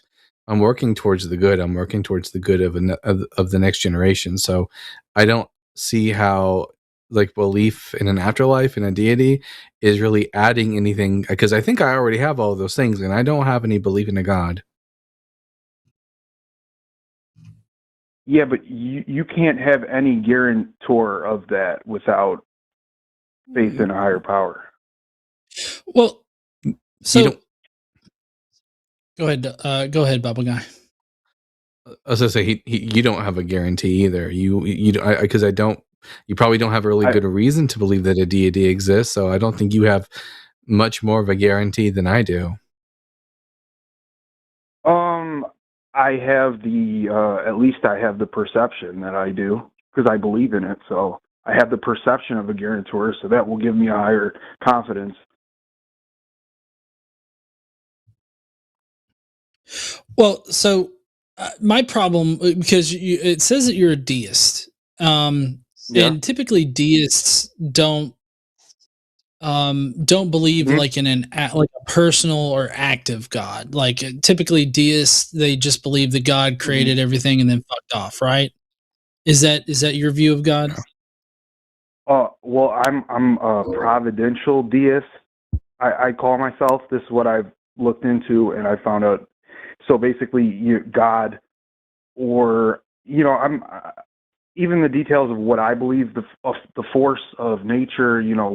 Whichever God, let's say God, did the programming, did the setup, and there's purpose in that. But however, I don't believe there's, like the puppet master coming in and playing with us like we're action figures. I think it was just set out, and there's some kind of rhythm built into the fabric of reality. Okay. So you don't believe in like an all-powerful God, right? I mean, he's just powerful enough to create the universe and everything like that, but he's not omnipotent, right?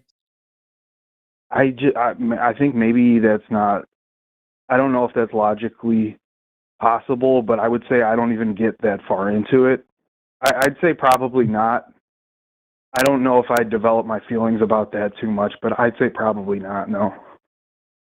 Okay. So how do you know that this God exists? You say that it's intuitive, but you described our universe in the form of nature, natural laws, physics, and everything like that.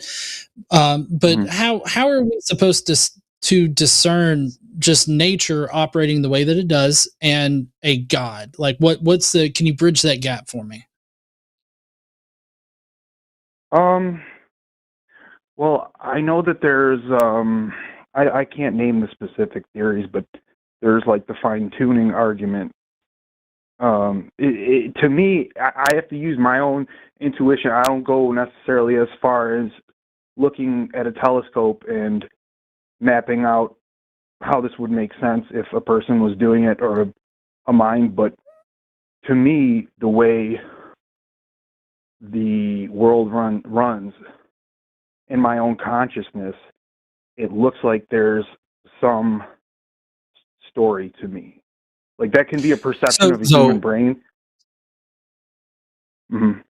So here's the reason why I don't think the fine-tuning argument's a very good argument in favor of God. And it's because, first and foremost, I don't think the universe has a definite beginning point. I think it's always existed. And if it's always existed and it's going through periods of like expansion and contraction, you literally have an infinite set.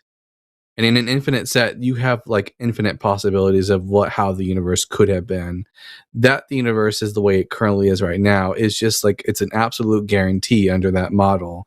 I don't think we have a good reason to think that it's specially crafted, especially when the majority of the universe doesn't seem like it supports life. Very small percentage of it happens to. Life just barely makes it.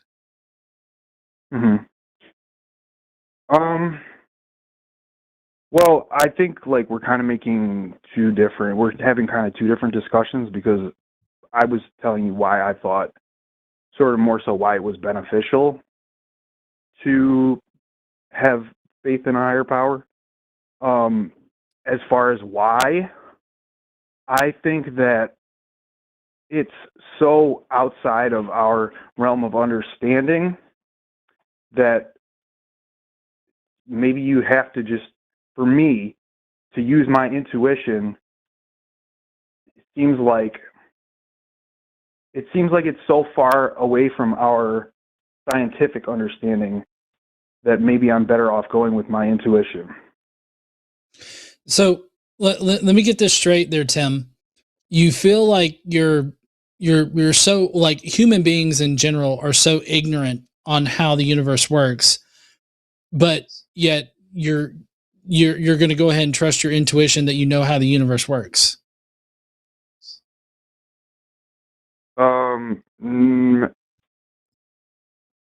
I think that you're reading a little bit too far into that. I mean, I admit that I don't know, but when you only have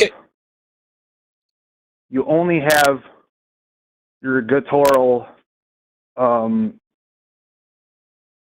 sense to decide here, there are certain things that, like I said, are so far from our understanding that, I mean, it comes down to things like, oh, there has to be a beginning. Like it's just things why that does there have to be a you can't beginning? get to. And what's that? Sorry. Why does there have to be a beginning? It doesn't make any logical sense for there to be a beginning, since matter cannot be created nor destroyed. I would say, this is my simple syllogism I often give to atheistic callers: because you can't get something from nothing, and there is currently something, there was never nothing, the universe has always existed. Why should we believe? It doesn't seem intuitive that there was a beginning. So there's been infinite time before us? Yeah. Unless we can find evidence that there was ever a starting point.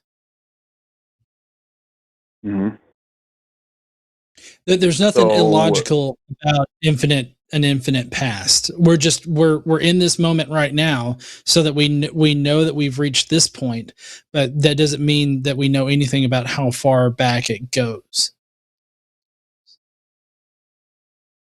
Well, do you think that humans will come to a point where we will be able to be something like a god through the creation of AI or something, and we'll be able to create a world and act like a god? Well, if by God you just mean a human-like being with extraordinary ability, maybe, if we don't go extinct by our own hand. But we'll never become a god in like the deistic or theistic, normal theistic sense. I mean, at best you can just get extraordinary human beings, but nothing more than that. Isn't someone who programmed a world on a computer with intelligences inside of it, aren't they? And then they leave it be. Isn't that a deistic god? No, you'll never be able to program a world that's even close to as complex as ours. It's quite literally, it's physically impossible. I don't know. I don't know that that's true. You really think that the sciences can't accomplish that? There's not enough energy in the world to process.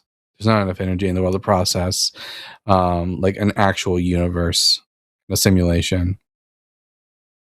Yeah. So let's get back to the actual the topic that we started with here, because like I'm still really hung up on the personal incredulity that you're using in order to say that a deistic God exists. Because what I'm hearing from you, and maybe you can correct me, because I'm not trying to straw man you, I'm trying to still man you here, is that you don't know how the universe works.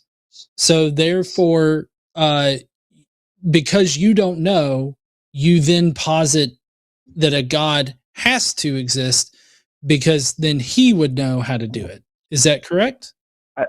Well, I wouldn't say have to. I believe that there is a higher power. I wouldn't say that there necessarily has to be, because I don't know, but I do believe. Okay, you believe it, but what we're talking about, what we value, are justified true beliefs. So what, in your mind, outside of intuition, just, you generally wanting or feeling this to be true, what actually justifies it to be true? what justifies it to be true? Yes. Well, first of all, I'll say that my first argument was that it was more so of a prescriptive argument that it's good for people. So I don't think there's any good that you can kind get from believing a God that you can't have or more from a secular perspective.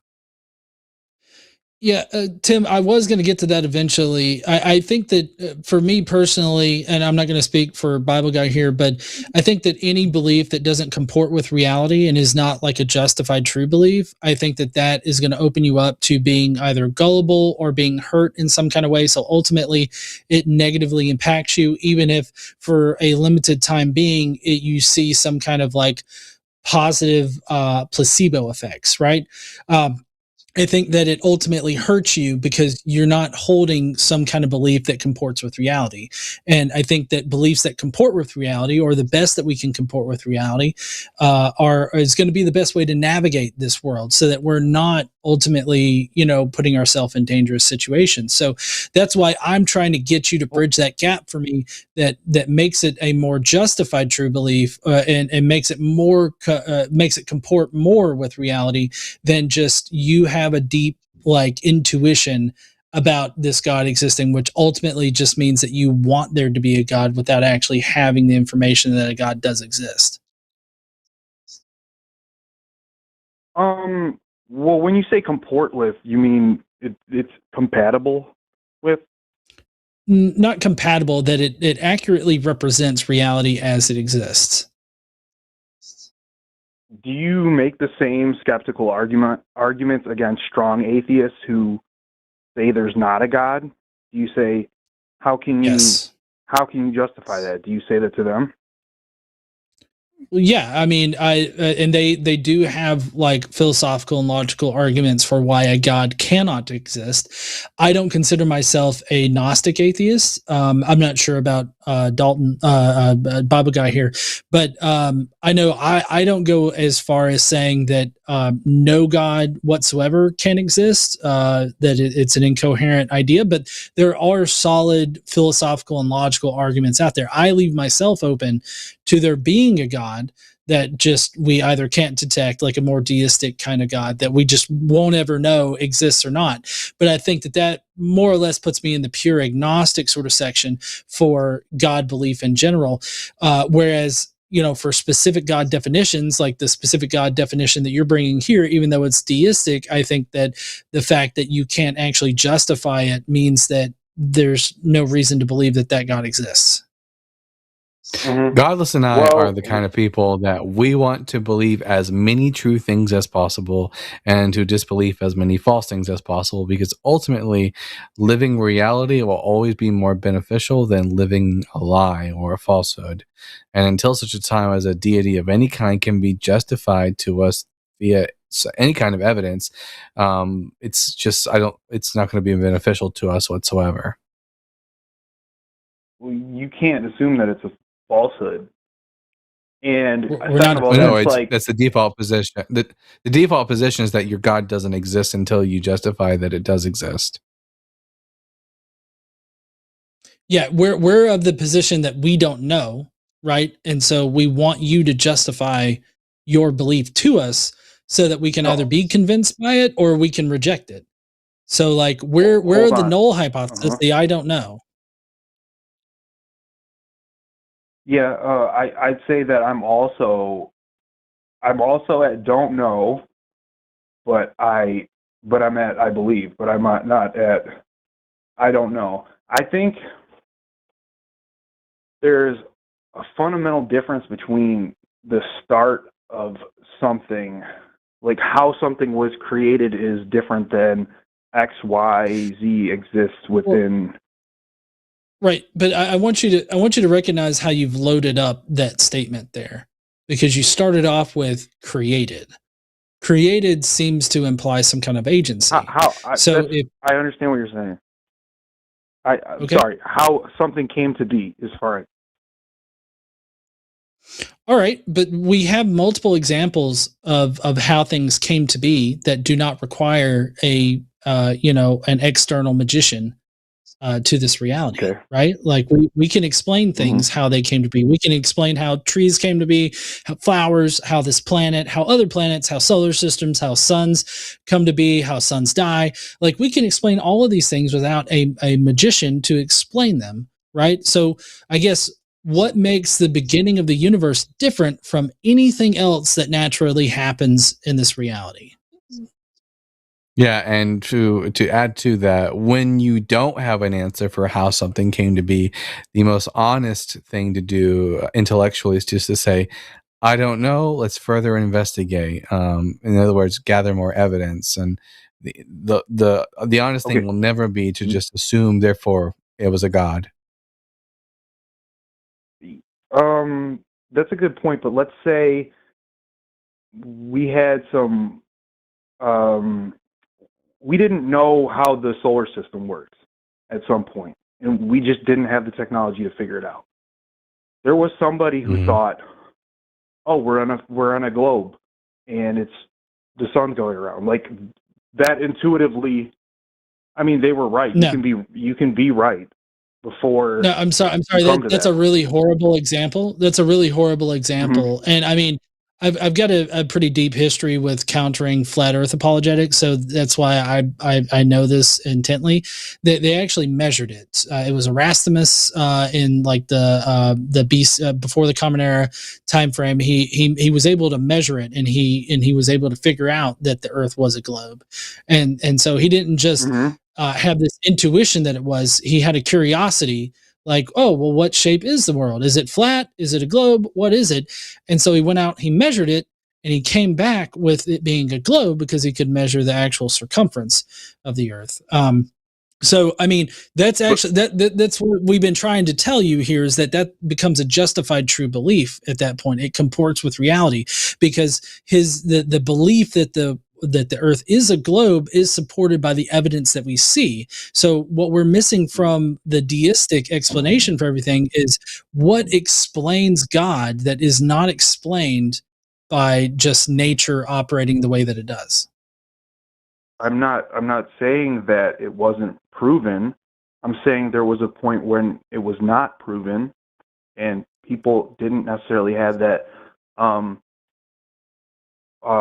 those building blocks or that foundation that it was totally proven, but they had an intuitive belief. Right. Well, no, they didn't have an intuitive belief. Like, I'm so sorry, chat. I don't know how to pronounce his name. I'm fucking Southern. Erasmus. He didn't have like an intuition, an intuitive belief. Like he didn't just believe it. Right. What I said was he went out and he measured it. Maybe. So he did the he measured the circumference. Yeah. It's all Greek to me. Yeah.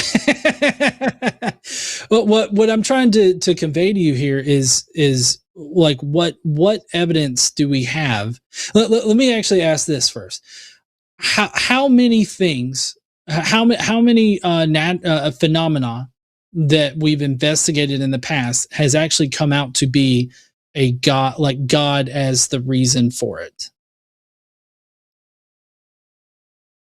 Well, I don't think that question really meshes with my deistic belief, because I think that it was all purposeful. So, I mean, I guess there could be some variables that weren't purposeful, but however, like in general, I think that. Well, no. So you're talking about the fine tuning argument, right? Yeah. Okay. Well, how do you know that this universe has to be fine tuned? How do you know that other values can't produce life? I mean, it's not going to be the exact world that we have or the exact universe we have, right? It's kind of like Minecraft with a seed value, right? Our universe has a specific seed value. And so just because another universe has a different seed value doesn't mean that life can't exist there. It just means that it's constructed a little bit differently. So how do you know that this is the only kind of universe that can ever exist? Eratosthenes, exactly how. I didn't say I know that. I don't know that.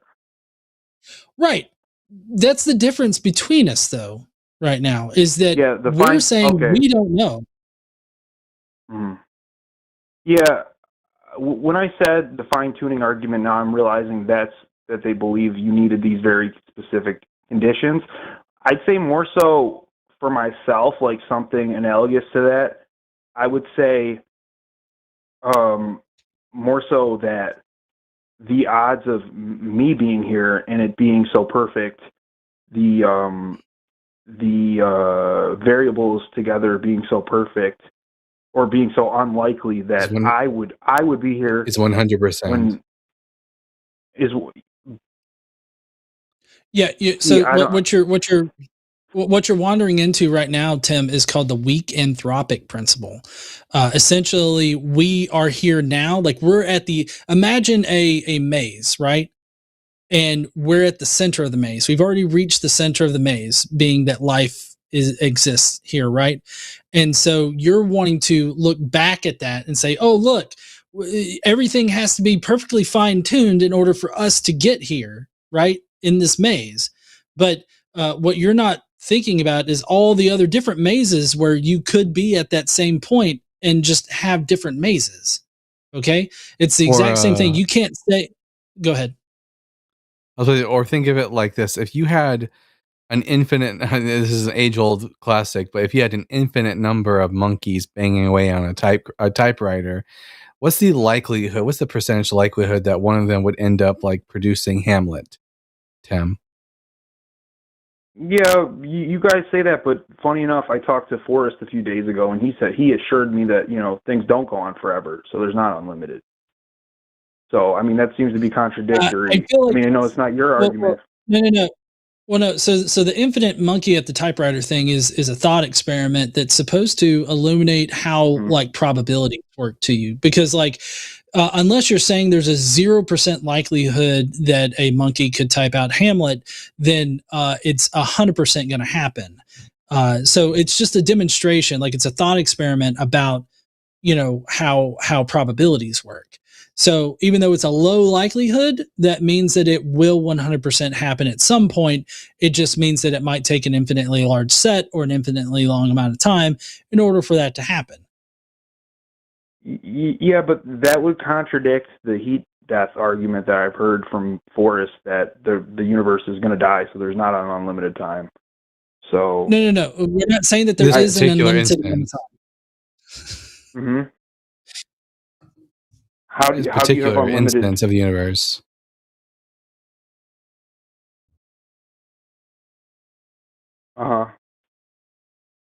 But yeah, just because the universe dies off doesn't mean another one can't come along, especially if you just keep on going. Like, yeah, I was making similar arguments to Forrest, but he told me that I can't assume that. So can I tell you can't assume there's going to be another universe? I mean, I would just say that the default position is, until you can demonstrate that the universe has a definite beginning, the default position is that in one way or another, matter and energy has always existed in some form. It doesn't have to be in the same exact form that it exists in right now. So you think another thing I was saying is, by that I was saying that I thought things were unlimited too, but I was told that it's not by Forrest, and he's knows some physics and whatnot. And I said, well, given an unlimited amount of time, don't you think we'll be reincarnated, because that matter and energy will come together close enough to bring us back together? And he explained to me why, because of heat death, that I was wrong. So I don't know how you reconcile. You think there's an unlimited time? I think. Hold on. So heat death would apply to our current universe. And so if it is the big crunch model, then the heat death of the universe would happen, and then there would be a crunch, right? That would then increase entropy in the universe, and everything would start back over. So you would just start with another iteration. And then if you went with the multiverse theory, sure, our universe will experience heat death, but that doesn't mean that other universes can't just pop into existence either. So like you're still like, ultimately, like, sure, this universe has a clock and it's running out, right? But that does not extend to outside this universe, because we don't know what in the fuck's outside this universe, right? Sure. I don't know. Okay. Right. We don't know what's outside of this universe. We don't know what's going to happen at the end of it. We just know what the future of our universe is, and that's the heat death of the universe when all the workable energy is expended. Right. So that's what Forrest is talking about, and I'm not exactly sure. Sorry, maybe I was distracted by chat, but I'm not sure how we got from thought experiments, demonstrating probability and how that works, to this one, complaining about infinities and everything. Because I thought the monkey on a typewriter is given unlimited time. I mean, he is, but it's a thought experiment. Do you know what a thought experiment is? Mm-hmm. So it's not literally unlimited time, but right. It's not literally unlimited time, but it's meant to demonstrate that if there is a likelihood, like as long as the likelihood isn't 0%, which you would have to justify the 0%, but unless it's 0%, then it is 100% going to happen at some point. You can't predict necessarily when it's going to happen unless you have more information, but you know that it will happen, and that's the point of the monkey at the typewriter analogy or thought experiment, right? So that's what we're talking about with that, and it's just a demonstration of probabilities and how they work. So like life, if you want to say life has like an astronomical low likelihood of it popping up anywhere in particular, sure, it's incredibly unlikely, but that doesn't mean that it's not going to happen. In fact, the fact that it has a likelihood, however small, means that it is 100% going to happen at some point. You just can't predict when that will happen unless you have more information, like our planet forming, our planet having the necessary conditions for life. Once you factor those things in, it's very easy to see how likely it is for life to appear on this planet. And that's how we get to these estimations about how many other planets in the universe in the whole have potential for life on them. Do you know what that number is? A lot. I don't know the numbers specifically. Trillions? Yeah. So here. More? Yeah. So let's see. Estimated number of planets with life. We've been able to estimate. So scientists, I'm just reading from the AI overview, which is not always all that fantastic, but in this case, it's pulling from good resources here. I can see scientists estimate that there are billions of potential habitable planets in the Milky Way galaxy alone, with figures ranging from 300 million to 40 billion Earth-sized worlds in the right zones for liquid water. But we are still the only ones that have known to have life on them. So like when you factor all of those things in, it makes life still highly unlikely considering the size of the universe. But that means that it 100% did happen here, and it 100% will happen somewhere else. Okay. But given the unlikelihood, and this is another argument I made, is since intelligences in life are so unlikely, but we are being witnessed now making what we looks to be intelligence. Once we're able to make that intelligence, we should be able to reproduce it again and again and again and again. So wouldn't that tell you? So true, but I mean, I think that we need to draw a distinction between artificial life and natural life in this particular situation, and that's going to have to be another discussion for maybe another set of hosts or something like that. We do have some other people to get to, and we have been talking for about 30 minutes. So can I make one last statement? Yes, you can definitely make one last statement. I'd like to talk to you guys again. Like, I feel like we got away from what I was originally saying, was that it's more intuitive to believe in higher power. If that were true, the Paraha people would believe in a higher power, but they don't. Well, that's one group. Well, there's actually multiple groups out there that don't believe in higher powers. That's just one example. And they just don't also believe in a God, right? They don't believe in any higher power. Yeah, if memory serves, they don't even have words in their language to like describe a God. That's the Amazonian ones. They believe in like a spirit realm and whatnot. They just don't believe in God. No. Spirits, but those aren't necessarily higher powers. The spirits live alongside them in the forest. They think that they see, for example, a jaguar running around, that it might be a spirit itself. Okay. All right. Well, have a good night. Well, yeah. So Tim, I do want to let you know that both Dalton and I do lives over there on the Tickety Talk. Dalton is just the Bible guy over there on TikTok. I'm Godless Engineer on TikTok. If if you want to speak to us, specifically, then that's the best place to get us. But otherwise, there are fabulous hosts here on the line that you can definitely bounce your ideas off of. We've got a few scientists here that you can definitely engage with more in depth on these questions if you want to engage with them. But yeah, other than that, to get us directly, probably the TikTok app is going to be the best bet. All right. Good night. Merry Christmas. All right. See you later, Tim. Happy holidays. Always like saying the happy holidays because I feel like that might trigger them. They always think that Merry Christmas is going to trigger me, but like I live in the South, like fuck. But anyway, so we do have a few callers left. Normally we do prioritize theists, but the one theist is definitely not the theist that anybody wants to talk to. But I do want to get Jeff in here. Jeff has been holding on for a pretty long amount of time, and it feels right up your alley there, Dalton. So I'm going to let him talk to you. I've got to use the restroom real quick, and I will let you talk to Jeff here. Jeff. Not sure where Jeff is calling in from. Probably California. From calibrated anesthetics. Anyways, I got to go use the restroom. Jeff, I'm going to leave you in the capable hands with Bible Guy here. Howdy, Jeff. Well, hey, Bible Guy. Hi. I haven't seen too much of your content, but your voice does sound familiar, so I must have seen you hosting with somebody else. I know Godless Engineer from before. Plenty of the shows that I've seen. But I was talking to Justin and Matt previously. Oh, yeah? Oh, no, go ahead. Yeah, I was talking to Justin and Matt, sorry, that delay. But about the Amarna letters really tying into actually the citations for the Bible through Joshua.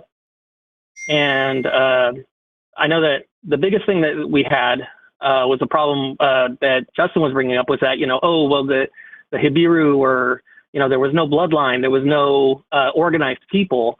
But I was thinking back and I was like, well, isn't that kind of the same as like a MAGA describing Mexicans? It's like any brown guy out there that we don't know anything about. Yeah, that's just some Mexican. And, it's completely not the case, right? For the Hebiru people? The claim was exactly what? So it's the Amarna letters. They describe, they're writing back. It's the Canaanite vassal lords. They're writing back to Egypt and asking for help because they're getting attacked by these raiders, these tribal warlords that are around. And they, I'm sorry, I don't know what that high pitched noise was. Sorry. No, sorry, that was me. That my son's messaging me. Continue, Jeff. Oh, sorry. I thought that was me. But it's thinking back and looking at it. It's very, very strange. But the order of the attacks that they're writing back on actually tie to the biblical verses, specifically through Joshua. You have the attack on Jerusalem. That's Joshua 10:1-5, and then Gezer is Joshua 10:33. In the case of Lachish, it's 10:31-32, and they just follow right along with this. But like the whole like side of this that I've seen is like it was really because I was listening to the reading of the Amarna letters, and they were talking about we fall on our knees 7 times to the dust. There's oh Lord, my Lord, and these same like things that I'm like, wow, this is very much sounding just like the Bible talks. And when I went back and like kind of punched it through AI and stuff, and it kind of ran the comparisons, and it was looking at it like, okay, well, if the biblical account is like off, then actually it's very strange. But these attacks that they're mentioning in the Amarna letters, which we know are reliable, are actually line up to the biblical narrative. And in my case, what I'm kind of going for here is that it seems almost like Moses made a deal with the Midianites, and then the orders from the Lord, the king, would be their God, Yahweh, which was through actually, the Midianite priesthood or whoever. So like the whole thing would be like just literally crazy thoughts. I know I've spit out a lot. Let's see what you have to say. Sorry. So the Habiru were a group of like landless, like nomadic persons that were in Canaan, who were conquering cities and towns and stuff like that. Some of them could have been Hebrews, but not all of them. They're just like it's not really a people group as much as it is a social category of persons. It's just wandering people groups that are attacking the Canaanites. Now, can I stop you right there real quick? It's sure. Just on that. How do we know about them? From who's writing? How do we know about the Hebrew? From the vassal states writing to, from the people that were being attacked, right? Mm-hmm. Which would be the people that didn't know anything about those people. They were all just brown people out there attacking them. You know what I mean? Like the same way that MAGA would say they're all Mexicans. You know what I mean? Sure. But when it comes to like the similarity in language, like, you mentioned, for example, we fall on our knees 7 times to the dust of the earth. This is just, the Israelites were just another group of Canaanites. The language and the gods they would have worshipped would have been the same exact, like the number 7 isn't just like uniquely like special to the Israelites. It was special to the Canaanites and special to the Mesopotamians for astrological reasons. But when it comes, we don't really, yeah.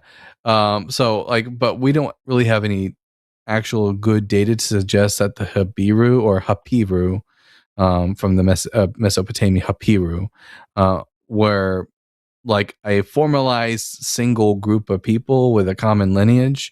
They're just a bunch of raiders from different groups coming together. And again, the only way that we know that is from the writings of the people that were being attacked. They weren't, going out and actually studying these people or anything. They were all just outsiders. And kind of what I'm seeing here is between the attacks in the Bible in Joshua lining up to the attacks on the Canaanite cities with the Amarna letters, is that maybe this is the other half of that story. And some of the other things that are kind of weird is part in Judges is you have Labeo of Shechem and Abimelech, Abdi, Ashira and the sons, and you have Gideon and Jephthah. The Shamgar and Samson, the Milku, Biridu, and Deborah, Barak. When I'm punching this in, it's just coming up with very similar type things that it seems like what they originally did were they were a loose group of people. They were the outsiders. They were that.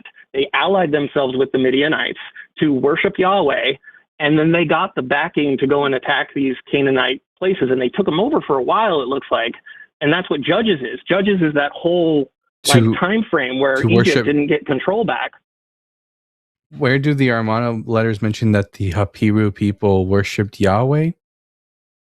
No, that's my thing with this is that Moses makes the deal with Yahweh and gets the outsider group all together. Well, we don't even have a good reason to think that Moses existed, let alone that he could make a deal with anyone.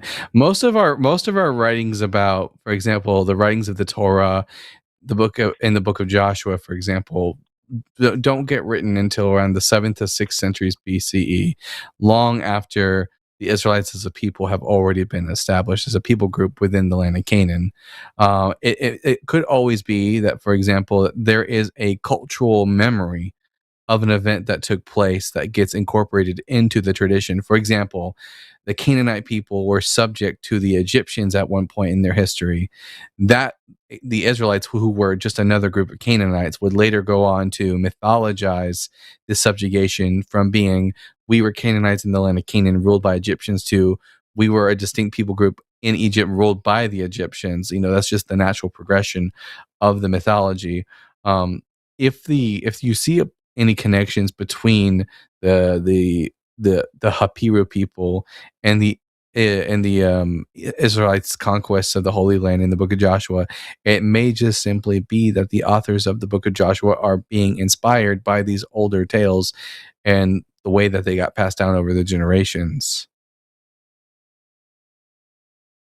I would have the assumption that maybe that they too were keeping track of their records the same way that the Canaanite people were, but they just weren't recording it on clay tablets. They were recording it on, sheepskin, leather, stuff that would perish. And that's why we only have the stuff from the 600s.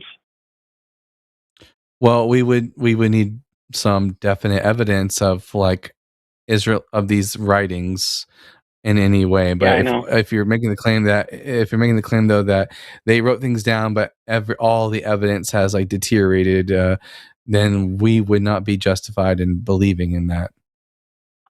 Yeah, that's where I'm almost with this, is that it just seems like it's very coincidental that the same places are talked about in order of the attacks from the Amarna letters. And that's where I'm trying to is this possibly the other side, where the ancient Israelites, of course, converted it more to their being a religion, but it was originally all the same kind of stuff that they were doing in Canaan. It just wasn't recorded on clay tablets. I think the more likely explanation is just that this is a cultural memory of an event long ago that is being incorporated into the mythology. At least that's where all the data would lead to, until such a time as further evidence in favor of the Hapiru actually being the same as the Hebrews arises. Mere coincidence is not enough for us to jump to any conclusion. I hear you.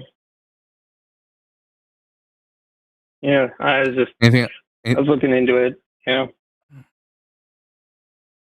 But hey, if you can, make a sheet, write down citation references from the Amarna letters with citation from the Book of Joshua, and send it to the Discord, my Discord, and message me on TikTok or whatever, and I'll give it a read.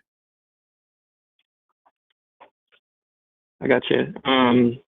Is it going to be in the comments section? I'm sure someone can link my TikTok in the comment section. If not, I'll just do it right now for you. I do have Discord of.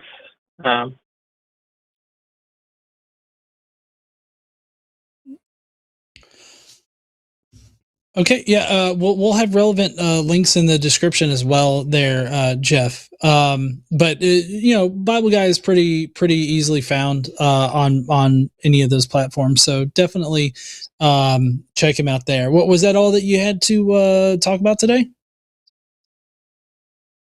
Oh yeah, it was just a little bit of the stuff that I'd looked into, and it's like you're saying, it is pretty coincidental, and he's right. Of course, there's not enough hard evidence. So yeah, I understand. Mm-hmm. Love the show, guys. Yeah. Appreciate everything you're doing. Totally. Yeah, we appreciate you, Jeff. This particular section of biblical scholarship is a little bit over my head, but I did enjoy listening in on the conversation. So I hope that you'll call in some other time, with different hosts or whatnot that are similarly experienced in this area. So you have a good night, Jeff. Okay. Thanks, you too, guys. All right. Bye, Jeff. All right. So we are typically we do prioritize theists, but I feel like this next call, is probably not going to take too long. But we do have Andrew from New Jersey in the queue. I don't know. It's going to take about maybe $150 worth of super chats for us not to take him here in a bit. I don't know, have you had the pleasure of talking to Andrew? Yeah. That name sounds familiar. I'm pretty sure I've heard many of the women on the line talk to him before. If it is who I'm thinking of, yeah. Yeah. So unless we get those super chats in, then we're definitely going to take Andrew. But first, we're going to take Barbara from Undulating Nights. What's up there, Barbara? How you doing? I'm fine. How are you? Doing good. So you, it says here you want to talk about the future perfect tense in Hebrew. Yeah, this is a question for Bible Guy. Because about 50 years ago, when I was a theist, I was put forward by my church for becoming a missionary.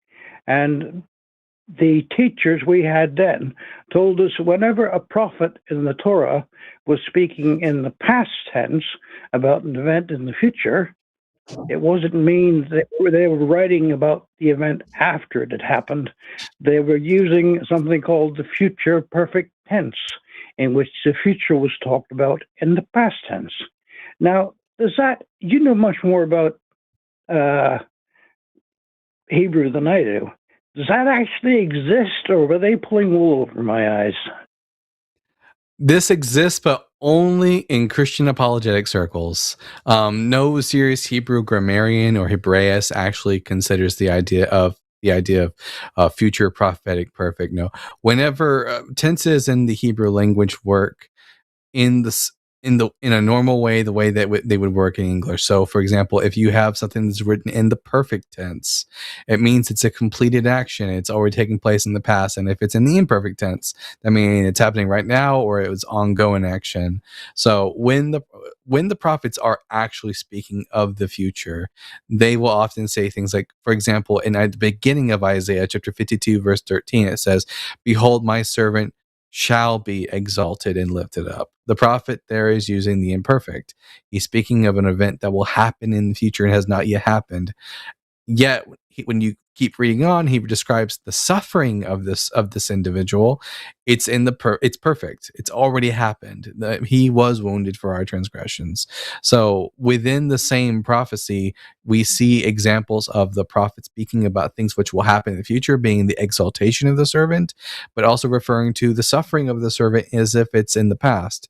The only reason that Christian apologists engage in this rhetoric of future prophet perfect is because it's a cope to deal with the fact that the text simply doesn't say what they're wanting it to say. But no serious Hebrew grammarian takes seriously the future prophetic perfect tense. Right. Thank you for clearing that up. That was really all I wanted to know.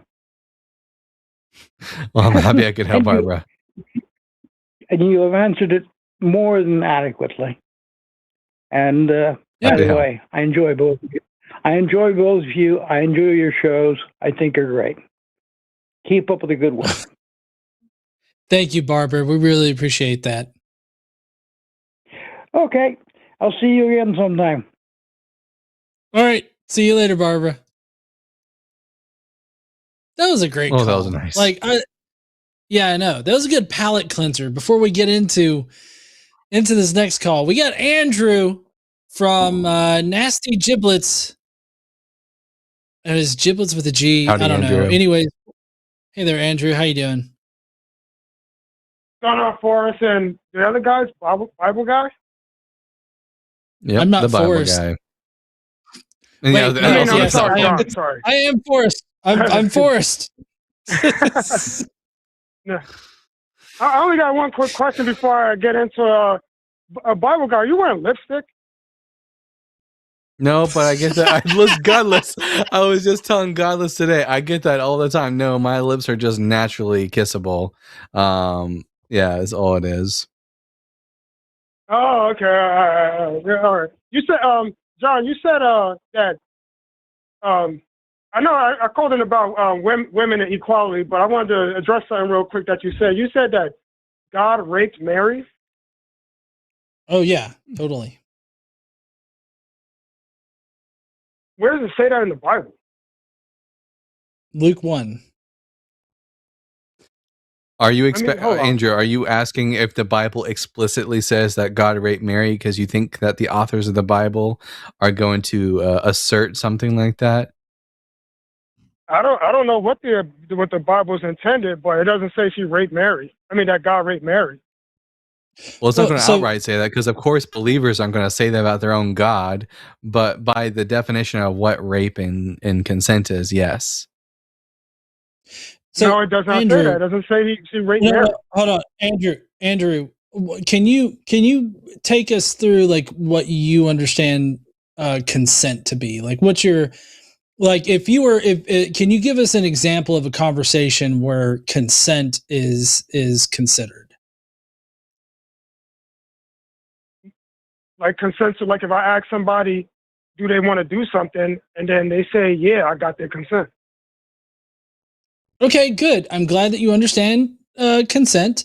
Now, what happens in Luke 1 that would indicate that version of events happened? Well, in Luke 1, it says, the angel Gabriel visited Mary, and a virgin told her, the Holy Spirit will come upon you, and the power of the Most High will overshadow you. Therefore, for the child to be born will be called Holy, the Son of God. So it doesn't say anything that she was raped. Andrew.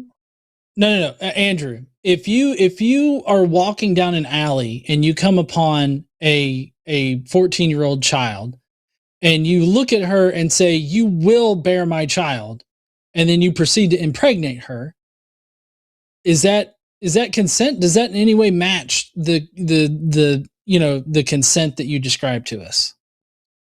Wait, where does it say she was 14? All right, let's go through this again. So we've established that scholars have noted that in the ancient Near East, especially in the Israelite culture, girls were married off, or they were raped rather, around the ages of 12 to 13, extending all the way to like 16. And so this is a normal practice for that time. And so for that culture, 14 would be a happy average of when girls were generally married off. Fathers had the option of selling their daughters off before they were even 8 years old, and puberty would occur anytime between like 8 and like 12 or 13. So where does it say Mary was 14? As I said, as I already established, Talmudic scholars and specific scholars in this area note that the general age at which Israelite girls were married off were between 12 and 16 years old. So Andrew, you recognize that in the Bible? Here, where does it say Andrew, that? It doesn't say that, right? Andrew. You do realize that? Okay. Do you first and foremost acknowledge that Mary was a Jewish girl who lived in first century Palestine? First century ancient Israel, yes. All right. If you want to know about what the culture was like for Jewish girls in the first century Palestine, what source would you go to? Because the Bible isn't going to give you a lot of information on the day-to-day and legal context of Jewish girls in the first century Palestine. So what source would you go to learn more about Jews in this time? I don't know. Go to pull up a source to say that scholar says that Mary was 14. Yeah, well, so the Talmud. The Talmud tells us about the culture of the. Yeah, I mean, literally, the whole book of the whole tractate Ketubot is about marriage contracts, and the Talmud describes that for girls there are 3 stages of life. There is the katana, which are girls who are under the age of 12. Then there's the Na'ara, which is girls who are 12 to 12 and a half, and then the Bogaret, which are in the eyes of Jewish people, young women who began at 12 and a half years old. And in Jewish culture, you want to get your daughter married off before she's a Bogaret, when she's a Na'ara, which would place the betrothal period of Jewish girls in first century Palestine between 12 to 12 and a half years old. So if Mary was a Jewish girl in first century Palestine, when would she have been married off by her father? I don't know. You can't tell just by what I just told you? Let's say she was married off young. Where does it say she was pregnant at 14? I mean, well, if she got married off young, her and Joseph had okay. So if you understand a Jewish marriage ceremony, a man and a woman would become betrothed, and they would remain so for a year, and then they would consummate the wedding. Mary was still in that betrothal period prior to her finalizing the marriage with Joseph, which would tell us that the conception of Jesus by the power of the Holy Spirit would have happened in that first year time period, meaning that Mary would have been around 12 and a half to 13 years old when this event would have taken place. Right. So the 14-year-old age is actually being generous to I guess maybe your position. But to coincide with what BibleGuy said here, Victor P. Hamilton in the Anchor Bible Dictionary illuminates this cultural aspect of the Jewish culture at this time. The Talmud recommends marriage for girls at the age of puberty, which would be between 12 or 13, which is what BibleGuy has said. Males are encouraged to marry between 14 and 18, and a girl younger than 12 and a half, according to Talmudic law, could not refuse a marriage arranged by her father. So essentially what we're telling you here is that there's a probabilistic conclusion that more likely than not, she was in this period, and she would have, and the most a conservative age is 14. And more than likely, she was younger than that. So you don't know then? We have a really good idea of how she was based on the context of everything we listened to. Although I'd probably understand if you in particular just all that went right over your head. From what I've heard of you in the past, that makes a lot of sense. Well, I heard about even early Christians, and all this other stuff. Even early Christians from this time period thought Mary was around 12 years old. If you read the Proto-Evangelium of James, for example, which is a 2nd century work from Christians, they posit that Mary was 12 years old when she was betrothed to Joseph and when God had the angel visit her. So this is not only something which is given to us by the Talmud through inference based on Jewish culture, but even something that early Christians believed. So they believe it, but they don't have any. So Andrew, what I feel like you're doing right now is you're engaging in this whole this gap, right, in direct evidence, and you're saying, well, unless we have direct evidence of the Bible saying that she was 14 years old, then there's no reason to believe that she was 14 years old. Is that what you're playing at here? Well, I'm saying that if she was, I'm not saying if she was 14 for the whole wedding stuff, but for the pregnancy, you're saying that, well, it's more likely than not because all these ceremonies and blah, blah, blah. So we think it's because in Luke 1, it gives you a very clear, linear story of the angel visiting her, telling her that she's gonna bear God's child, and coincide makes that coincide with John the Baptist, Elizabeth also being pregnant. Yeah. And so with them both being pregnant at the same time, for instance, in the very next section, Mary goes to visit Elizabeth, her cousin, and John the Baptist inside that's gestating inside of Elizabeth jumps for joy at the fact that the Jesus fetus is near. And so like it's very obvious that these things are taking place like one right after another. It's a very linear progression. Yeah, but you said that God raped her. Where is the rape? Right. So the rape occurs in three different ways. One, here, well, here, I'll do all three up. So one of the ways is that Mary was 14. She could not consent to rape, right? The second way would be the severe power imbalance between a 14-year-old Israelite child and God, the supposed creator of the universe. And then three, her consent was never asked. Wait, no, a rape by definition, when I read the definition, was vaginal or anal penetration. No, yeah. So we're not concerned. No. So I know that this is going to be some kind of advanced understanding of rape, but it's the violation of bodily autonomy and the forcing of a person to use their body in a way that they did not want to.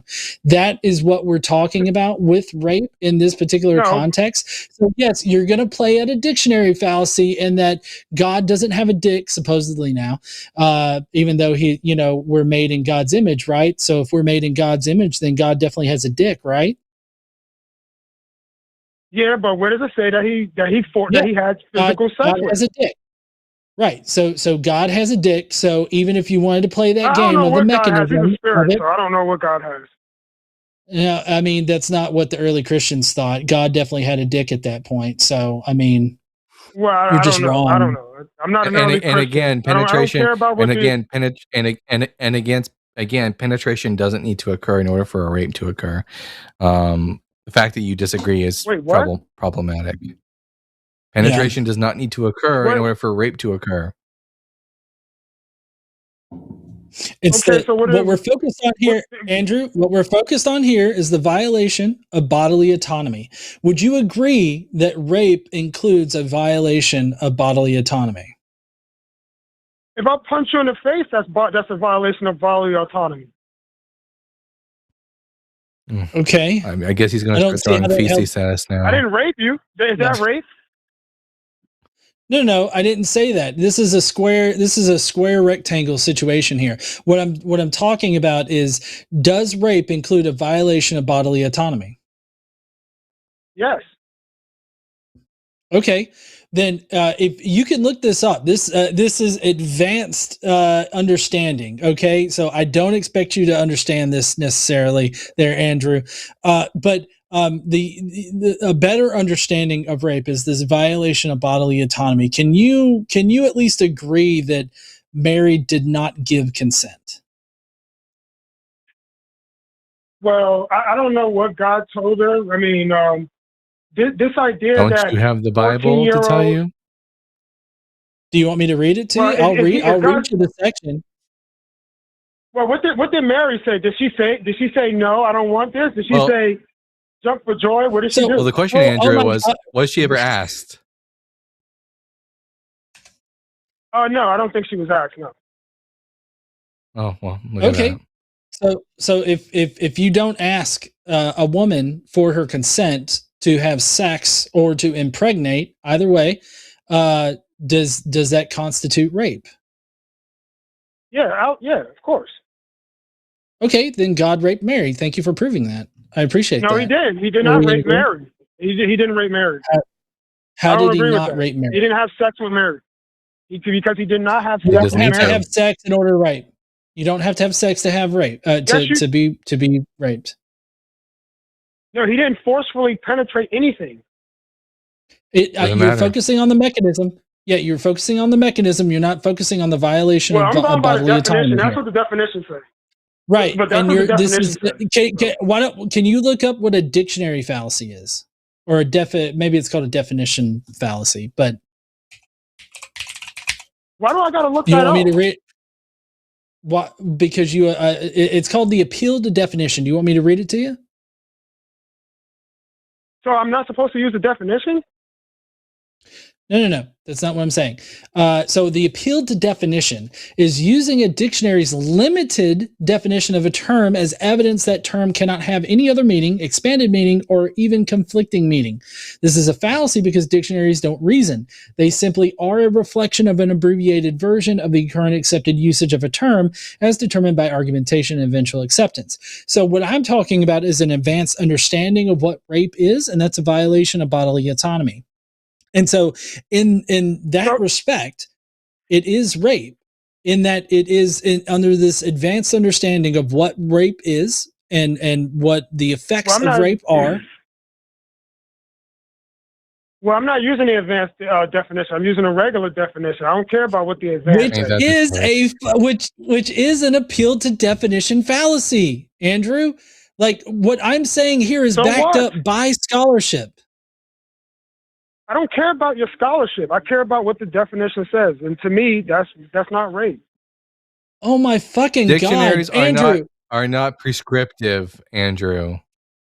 They don't prescribe meaning.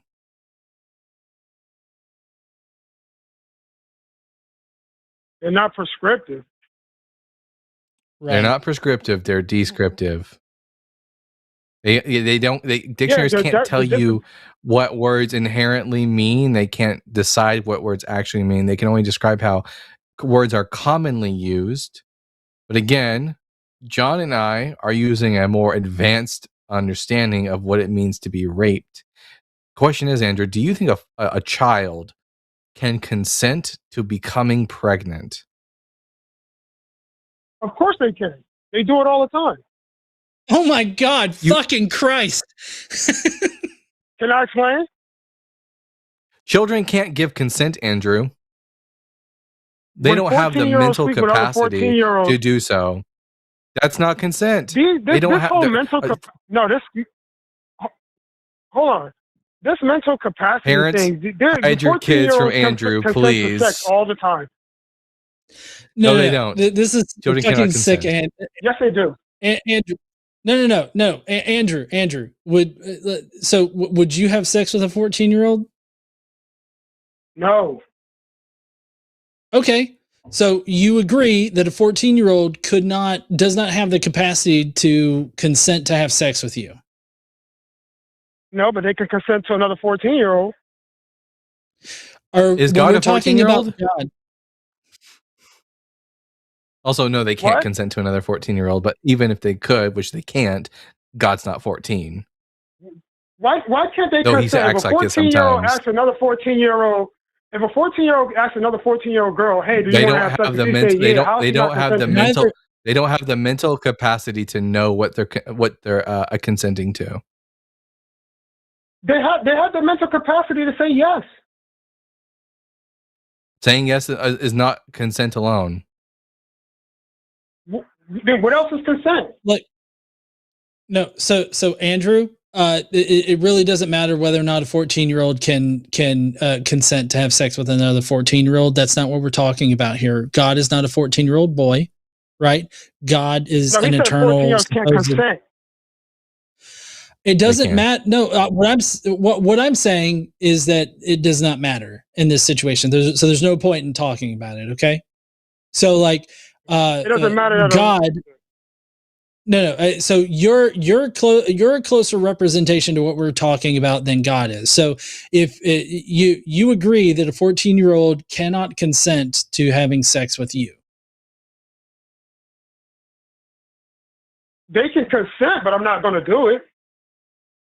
No, this is fucked up. You need remedial like fucking classes on this. No, you need to be put on a list. Yeah, you got to get searched, bro. What? Yeah, no, because there's no way that like a 14-year-old child can consent to have sex with a grown ass adult. Okay, that's just not. Why can't they? Not how that works. Because they do not have the mental capacity to do it.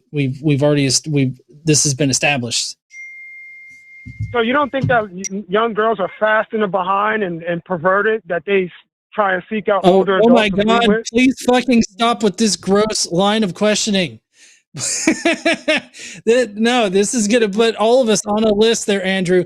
Fucking Christ. Now, Andrew, so let me ask you this. Let's move on from this very gross fucking point here.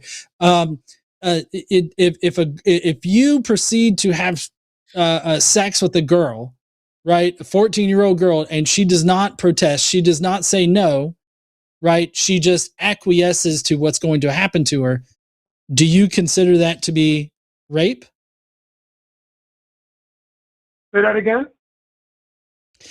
If you proceed to have sex with an underage girl, and or any girl, it doesn't have to be underage, any girl, if you proceed to have sex with a girl and she does not and she just acquiesces, or she just accepts the fact that you are having sex with her, and she does not resist or anything like that, does that mean that it's not rape?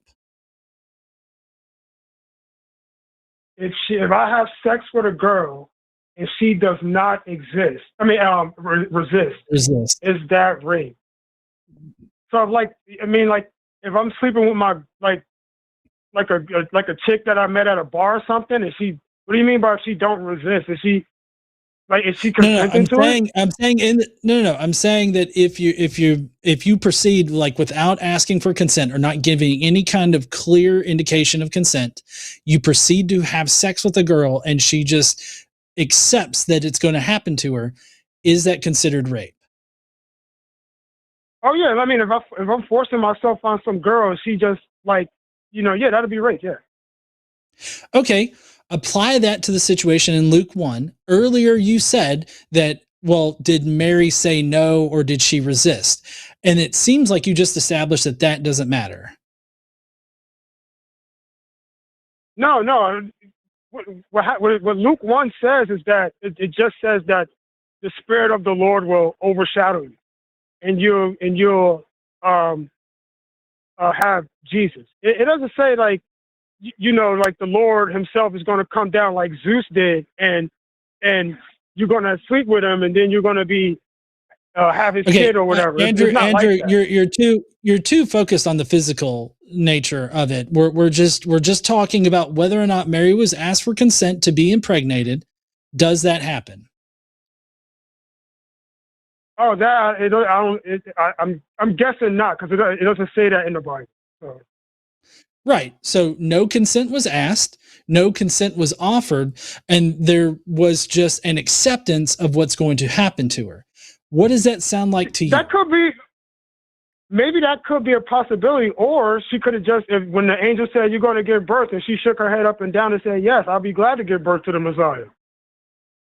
She did not say, I would be glad to give birth to the Messiah. She says, I am your slave. She didn't? Yeah, she said that she's the slave of God. Yeah, maidservant is I'm your maidservant. Maidservant, a female slave. Wait, did Mary say she was a slave? Yes. What verse is that? It's like 38 or something, I believe. Hold on, I got it pulled up. Yeah, 38. Yeah. I am the Lord's servant, Mary answered. May your word be to me be fulfilled.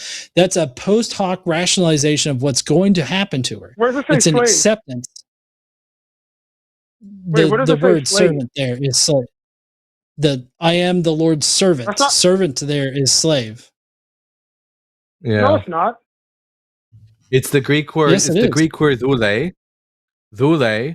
which is the word that's used. Like, for example, if you were to have the word eved, which means slave in Hebrew, and in the Hebrew Bible, when that gets translated into Greek, it's the Greek word doulos, with the delta, omicron, upsilon, lambda, eta, dule here means slave. That's the meaning of that Greek word. Well, I'm gonna look into that, because servant can mean like she wants to serve the Lord. So that's the way I take it. Right, but what we're telling you is that the word that's used there is more accurately translated as slave. What would have happened to Mary if she had said no? I don't know. You got to ask God. Well, what happens to people when God commands something and they say no? Like Jonah was commanded to go to Nineveh. Did God just was God like, okay, I acquiesce to your no, or did he force Jonah? I don't know. Did he force him? I guess he forced him. Yeah. If Mary would have said no, what do you think would have happened? I don't know. I don't know about that situation. Just because he forced Jonah to do something don't mean he might force Mary. He might not. What? So hold on, Andrew. What happened to the Israelite people whenever they disobeyed God in the Old Testament? Probably punishment, cursing, something like that. Okay, there you go. So let's go back to our example here. You're drunkenly, I know that you don't drink, but you're drunkenly stumbling down an alleyway. You find a 14-year-old girl. You tell her, I'm going to impregnate you. And she goes, no, you're not. Get away from me. And in this particular situation, God then backhands her across the face and is like, you're going to bear my child. And then proceeds to forcefully impregnate that child. Is that rape? Yeah, that's rape. That sounds like Zeus. It sounds like you're God too. No, it sounds like that's essentially no. So no, it's exactly like Zeus. Your God is. At least that's what the early church fathers said. They literally said that what we claim about Jesus is no different than the sons of Zeus. They literally say that, Andrew. You need to look up your early Christian history there. I don't care about the early church. I don't care about a bunch of early church. I don't give a fuck about what fucking early Christians say about him being exactly like Zeus. Andrew will never read anything outside the Bible. I think we've made that very clear. Andrew's not much of a reader. Yeah. So Andrew, in this situation with Mary, in Luke 1, if she had said no, then she would have been punished, or she would have had the Israelite people punished in some kind of way, which essentially it is analogous to the drunkard in the alleyway backhanding the small child. So in this particular situation, Mary is faced with this fact that the almighty, all-powerful, omnipotent, omniscient God is telling her, you will bear my child. You think that she actually has the ability to say no in that situation? No, God, it did not say you will bear my child. Yeah, right? He does command it. No, it just says the spirit of the law, I got to read the freaking verse again. Right. If you go to Luke 1:30, it says, the angel said to her, do not be afraid, Mary, for you have found favor with God, which sounds like, fucking Weinstein. And now, this is 31, and now you will conceive in your womb and bear a son, and you will name him Jesus. She is literally told that is going to happen to her. Okay, fair enough. But you have no proof that she was 14, and you have no proof that it was rape. So actually, we provide nothing but proof for you. So, but you just don't care about. No, you did. You just gave evidence. Me, you gave me some Jewish traditions. No, yeah. Was Jewish? What? So Andrew, I laid out before that there are 3 ways in which this is rape. Right. Let's just take out the age part. Like that's a pretty bad one, but let's take out the age part. Right. So I'll give you these 2 right here. You still have to contend with the fact that she was not asked for consent, and there's a severe power imbalance. How are you going to get around those? Well, the power imbalance thing is just, I don't care about that part. The other one was, you said, Andrew, I'm going to sincerely ask you, but are you a rapist? And I'm asking you right now, like, do you know that everybody you slept with has actually consented? Because I feel like you don't know. No, I'm not a rapist. Are you a rapist? No, I'm definitely not a rapist, because I've always asked for consent, but you seem to not have a functional, you seem to not have a functional understanding of what consent is. You seem to think that 14-year-olds can consent. You seem to not care about power. You don't care about the consent of you think 14-year-olds can consent, and you don't care about power imbalances. These are all huge red flags for every one of us watching and listening to you talk. If a 20-year-old was dating a 19-year-old, you can have a power imbalance. If a 15-year-old dating a 14-year-old, you can still have a power imbalance. No, Andrew, it is not about age. It's not about 20-year-old versus 19-year-old or anything like that. The power imbalance here is the omnipotent creator of the universe that obviously has selected the Israelites to be their chosen people versus a 14-year-old child, right? I know that I'm including the age there, but it really doesn't matter what the age of the person is. The girl, you could assume that she was 18, whatever in the fuck. Let's assume that she's 18. An 18-year-old girl versus the omnipotent creator of the world, you don't see a power imbalance there. How do you know if she didn't? How do you know if she didn't want to do that? I feel like you're using the logic of she liked it. Like, I mean, are you serious, Andrew? Like, this is rape apologetics. This is rape apologetics, Andrew. Do better. He just said it. He just said it. How do you know she didn't want it? He just said it. What a... No, I'm saying, how do Andrew, I've talked to a lot of assholes on the internet, especially amongst the Christians. You are by far one of the top 5 worst individuals I've ever spoken to. Like, this is gross from head to toe, gross. And I fear for any woman in your life. Yeah, well, I wouldn't force myself on any woman in my life. So I don't know that that's true, because you don't care about power imbalances or children's consent or an ability to do so. And Andrew, we've already established that you don't have. No, you don't. But you don't have a functional understanding of what consent is, Andrew. We've already established this. So, like, no, you need to realign yourself. And I gave it. Yeah, I know. And you seem to not have a functional understanding of it because you cannot actually apply that example to anything that we presented to you.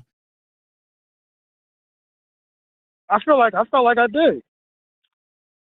No, you didn't. Where does Mary say that she consents to being impregnated in this story? It doesn't say, but where does it say that she didn't consent? And that's the rape apologetics part, Andrew. Look, Andrew, it's maybe you. Apologetics. I'm just leaving the door open to both. Have you?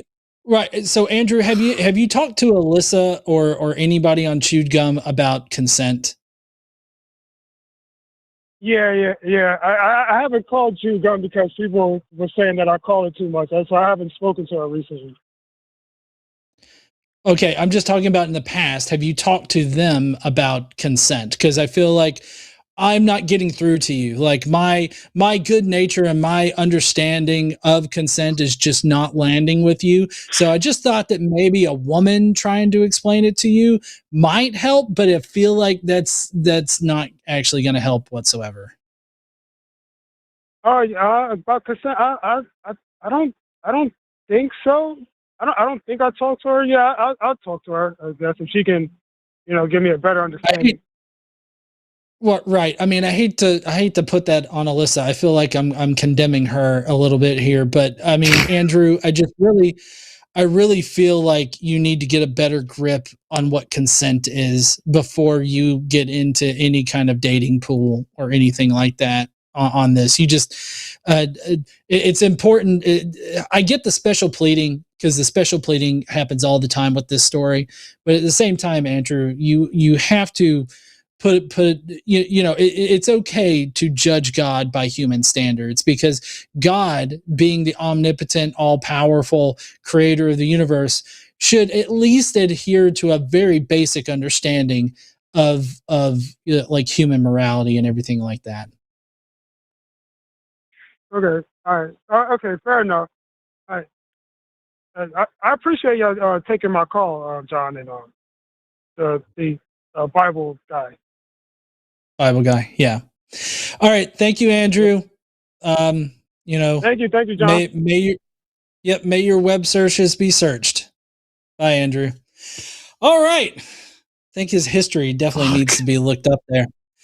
Oh man, that's gonna be it. That was a rough one. That one right there is a rough. That was a rough call. It's always a rough call with Andrew. We're done with calls for tonight, but we do need to get to the super chats. Really appreciate everybody that's done super chats tonight. Well, we typically alternate them there, Dalton. So I'll start off with the first one, and then we can go on to the next one. The first one of the night was $100 in Australian bills from Primordial Puggles. Thank you so much there, Primordial. Puggles also did Good eye, mate. 50 or 100, was it like 100 memberships also? So Oh, they're fucking shelling out tonight. Thank you. goddamn. Christmas. All right, and Herbie Shine with the £5. It's Dwayne, Derek, Denny, Danny, Darren, Douglas, Declan, Dominic, Daryl, Dylan, Darius, Dennis, Dante, Desmond, Dean, Duncan, the Scripture chap. Oh boy, every name under the sun that starts with a D. That's my curse now. $5 from God Center, who says Jesus glory hole, but it's just his hands. Anyway, have a good show, y'all, from Caracal. Thank you, Kara. Gross. And from the Atheist Mechanic with $5, God lied and the serpent was the scapegoat. Snakes are such good little creatures. Yeah, I mean, the snake really is the only one who told the truth between God and the serpent in the book of Genesis. He got the short end of the stick.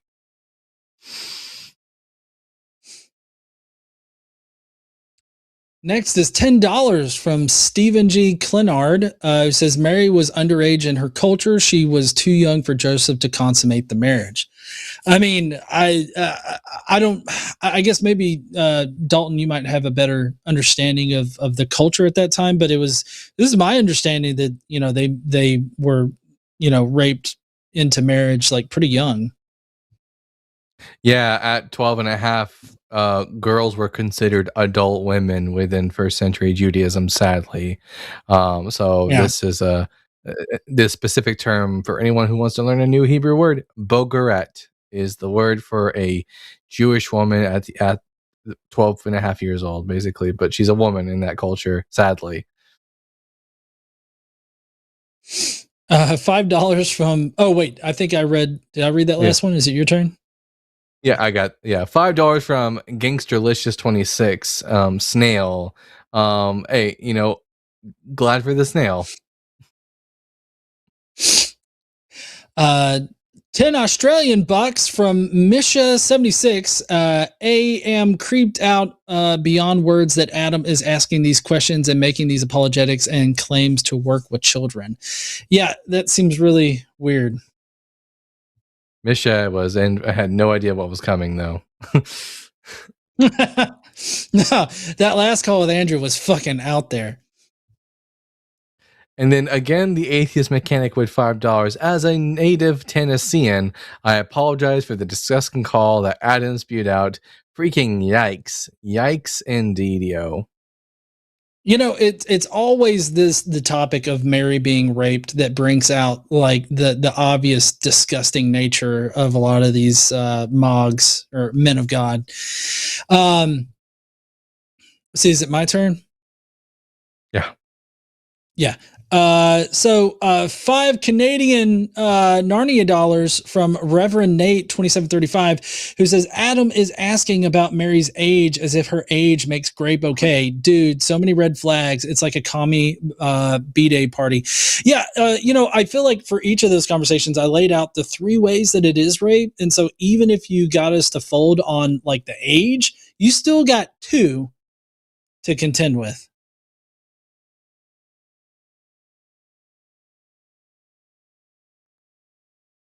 And Narcissa 800 with the $19.99. The reasoning Adam just used is literally what pedos say. Ask and let any law enforcement officer. It's also the same exact apologetics we get from Muslims in regard to Aisha. Same exact apologetics. Yeah. Sorry, I'm taking a second between the super chats because I am trying to find his number, and I think it's time. I think it's time to ban him. I think I'm done. It's been months of this. I think we're done. Yeah. I feel honored to be part of the call that did it. Yeah, I don't know. Lux, what is your opinion? Do you think I crossed a line when I was like, Andrew, are you a rapist? Because I feel like we got to the point where it's like you don't have a functional understanding of consent, so I feel like we need to analyze this a little bit. Yeah, I mean, he's an incel, so like they have quite similar ideologies. I think he's just got so many toxic opinions about women that he wouldn't even try to be with a woman. So like I think that we're safe in that regard. But yeah, that's about all I can say for him. All right, we got $5 from. Oh, sorry, you go ahead. It's your turn. Yeah, and Joshua Everett with the $5. Adam would definitely make paste out of the required babies. Yeah, anyone who is 100% okay with just a young girl engaging in pregnancy because God tells them to would 100% be okay with baby paste.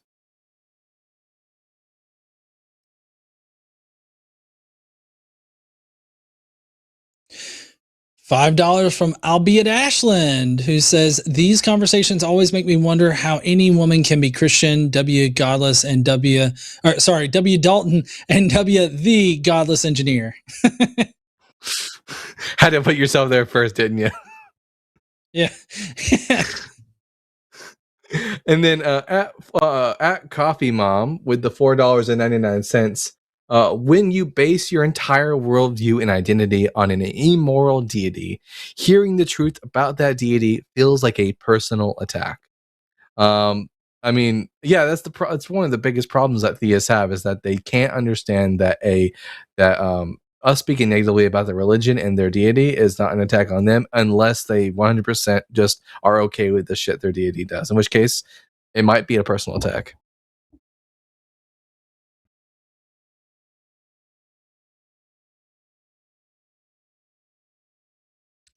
All right, $20 from God Center, who says 3 callers in this show has been a roller coaster. Funny joked, grape, haha. I wish I could get pregnant.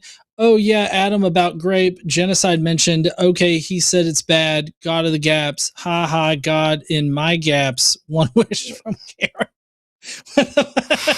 That was a roller coaster of a fucking super chat there. Was that a summary of the live? Holy hell. All right. And G-Force with the $5.67. So this is for anyone who doesn't know, this is an inside joke for the Mezzo and Joel reads the Bible live. I'm just now getting it.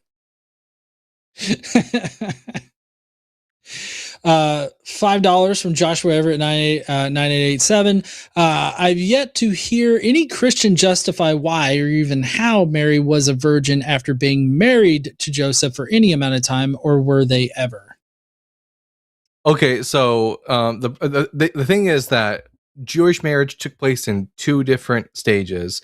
The first stage, which is the stage of a betrothment, happens, and during that time period, which is when this story takes place, the bride and the groom have yet to consummate the wedding. It's not until after the end, with the coming together, that they actually have sex. So that's why she's still a virgin, because this is at the period in that betrothal period. Yeah. It specifically says in Luke 1 that she's betrothed to Joseph instead of like being married to him. Yeah. And then at Misha again with the 10 Australian dollars. Hello. Good day, mate. We need a best, loosest possible definition of the word of Andrew to send as a training video for new hosts so they can be prepared to just ignore Andrew as much as possible if he calls. You know, I was. Good luck to those people. It was. Yeah, he called in the description of his call was women's equality, and we obviously did not even get to equality. Yeah, no, I don't think Andrew gives a shit about women's equality. No, I don't.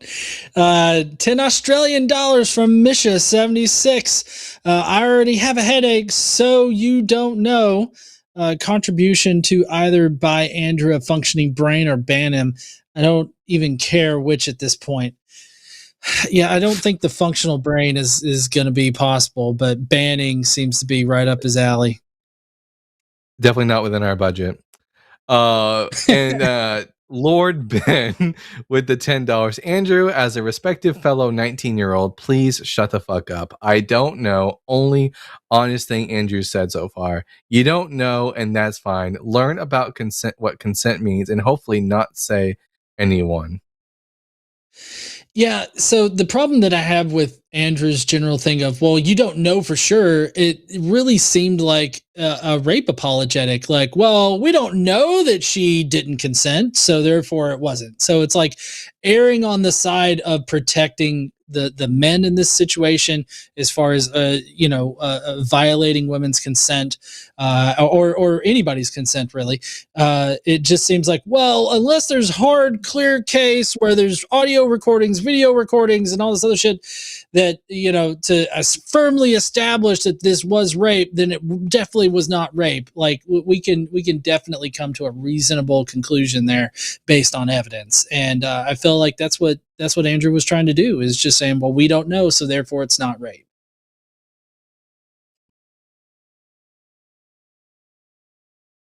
Your turn, Shit, is this me?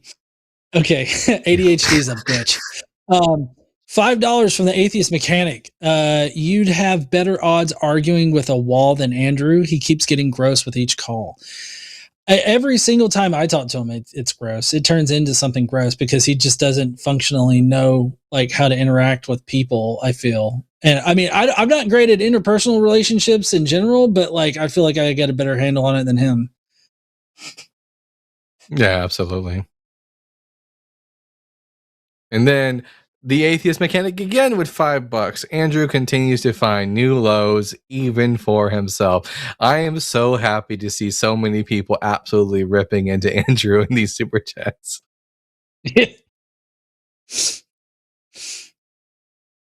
I know that everybody hates him, but we've made a lot of money off of him, and that's going to be sad to lose. Yeah. Let's see. 10 Australian bucks from Misha76 says, I submit that God must exist because he created Andrew, unnaturally dumb to torment atheists repeatedly on purpose. God's dumbest soldier, if you will. Yeah. I agree. Yeah.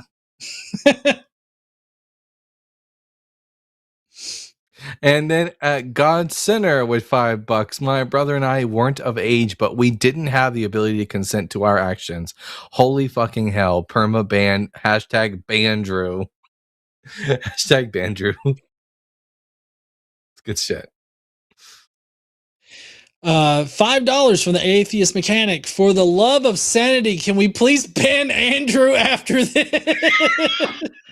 I'm struggling. I wonder how much. I think I ended the show before, like I should have. If I was like, I'm gonna just end this and then I'll whatever deal with it later. But like, if he calls tomorrow, the next time I'm on and he calls, I'm just gonna ban him. Everybody can thank me and send super chats saying thank you so much. There you go. When you've confirmed the ban, just announce it, and I'm sure that people will definitely do the super chats for you there. Let's see, is this my turn or yours? No, it's your turn. Okay. $4.99 from Dr. Carla Strand, who says this is genuinely harmful. I don't know why the line continues to give Andrew a platform. Could I just leave? Yep, sure can. Me too. Hashtag me too. Hashtag Bandrew. Well, he's definitely getting banned, it seems. We tried our hardest with him. And then at Reverend Nate with the 5 Canuck bucks, is there a single morally reprehensible topic left that Bandrew hasn't defended ineptly but confidently? I've seen a few of Andrew videos, and every time I'm always shocked. So I'm pretty sure no matter what point you ask him on any topic, he's probably got a bad take. He probably thinks the Disney Star Wars movies are good. That's all. That's what I'm gonna say. $5 from Joshua Everett, who says the most amazing thing about Andrew is how he thinks he's the good guy.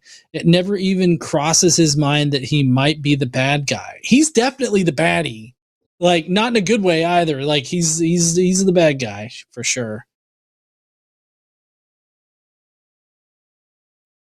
And then at Declan James with the $5 from a survivor. Thanks for that. I needed to hear men say some of that. Declan, you're like a constant on my channel, and yeah, always we'll stand up for like women's consent on these channels because, well, we need to offset all the mogs who are not very consensual. Yeah, and I feel like the Mary test here is like should be the quintessential like bottom of the barrel like test for any anybody out there that is a Christian defending like the shit in the Bible, and they say, "Oh, I understand consent." It's like, let's test that. And I feel like unless they just reject the Bible outright, they're gonna fail it.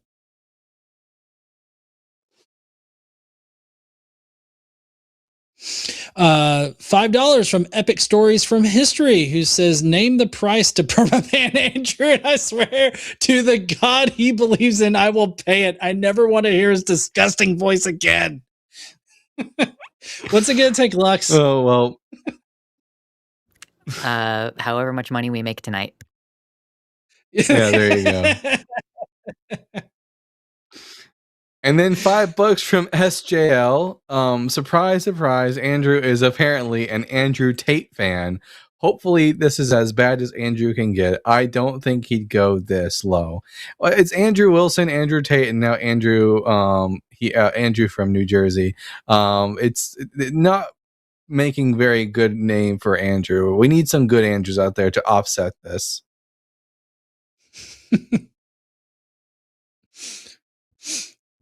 $5 from Stomp10, who says, "Who is better to talk to, Rainwood or Andrew?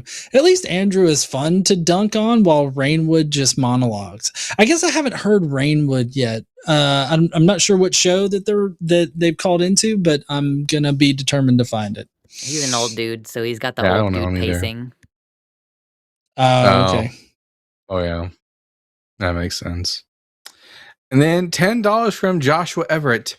"Thank you, Lux. I get why we've kept him around so long, but it's a very nice Christmas present." Yeah, W to Lux, 100%. Yeah, Merry Christmas, everybody.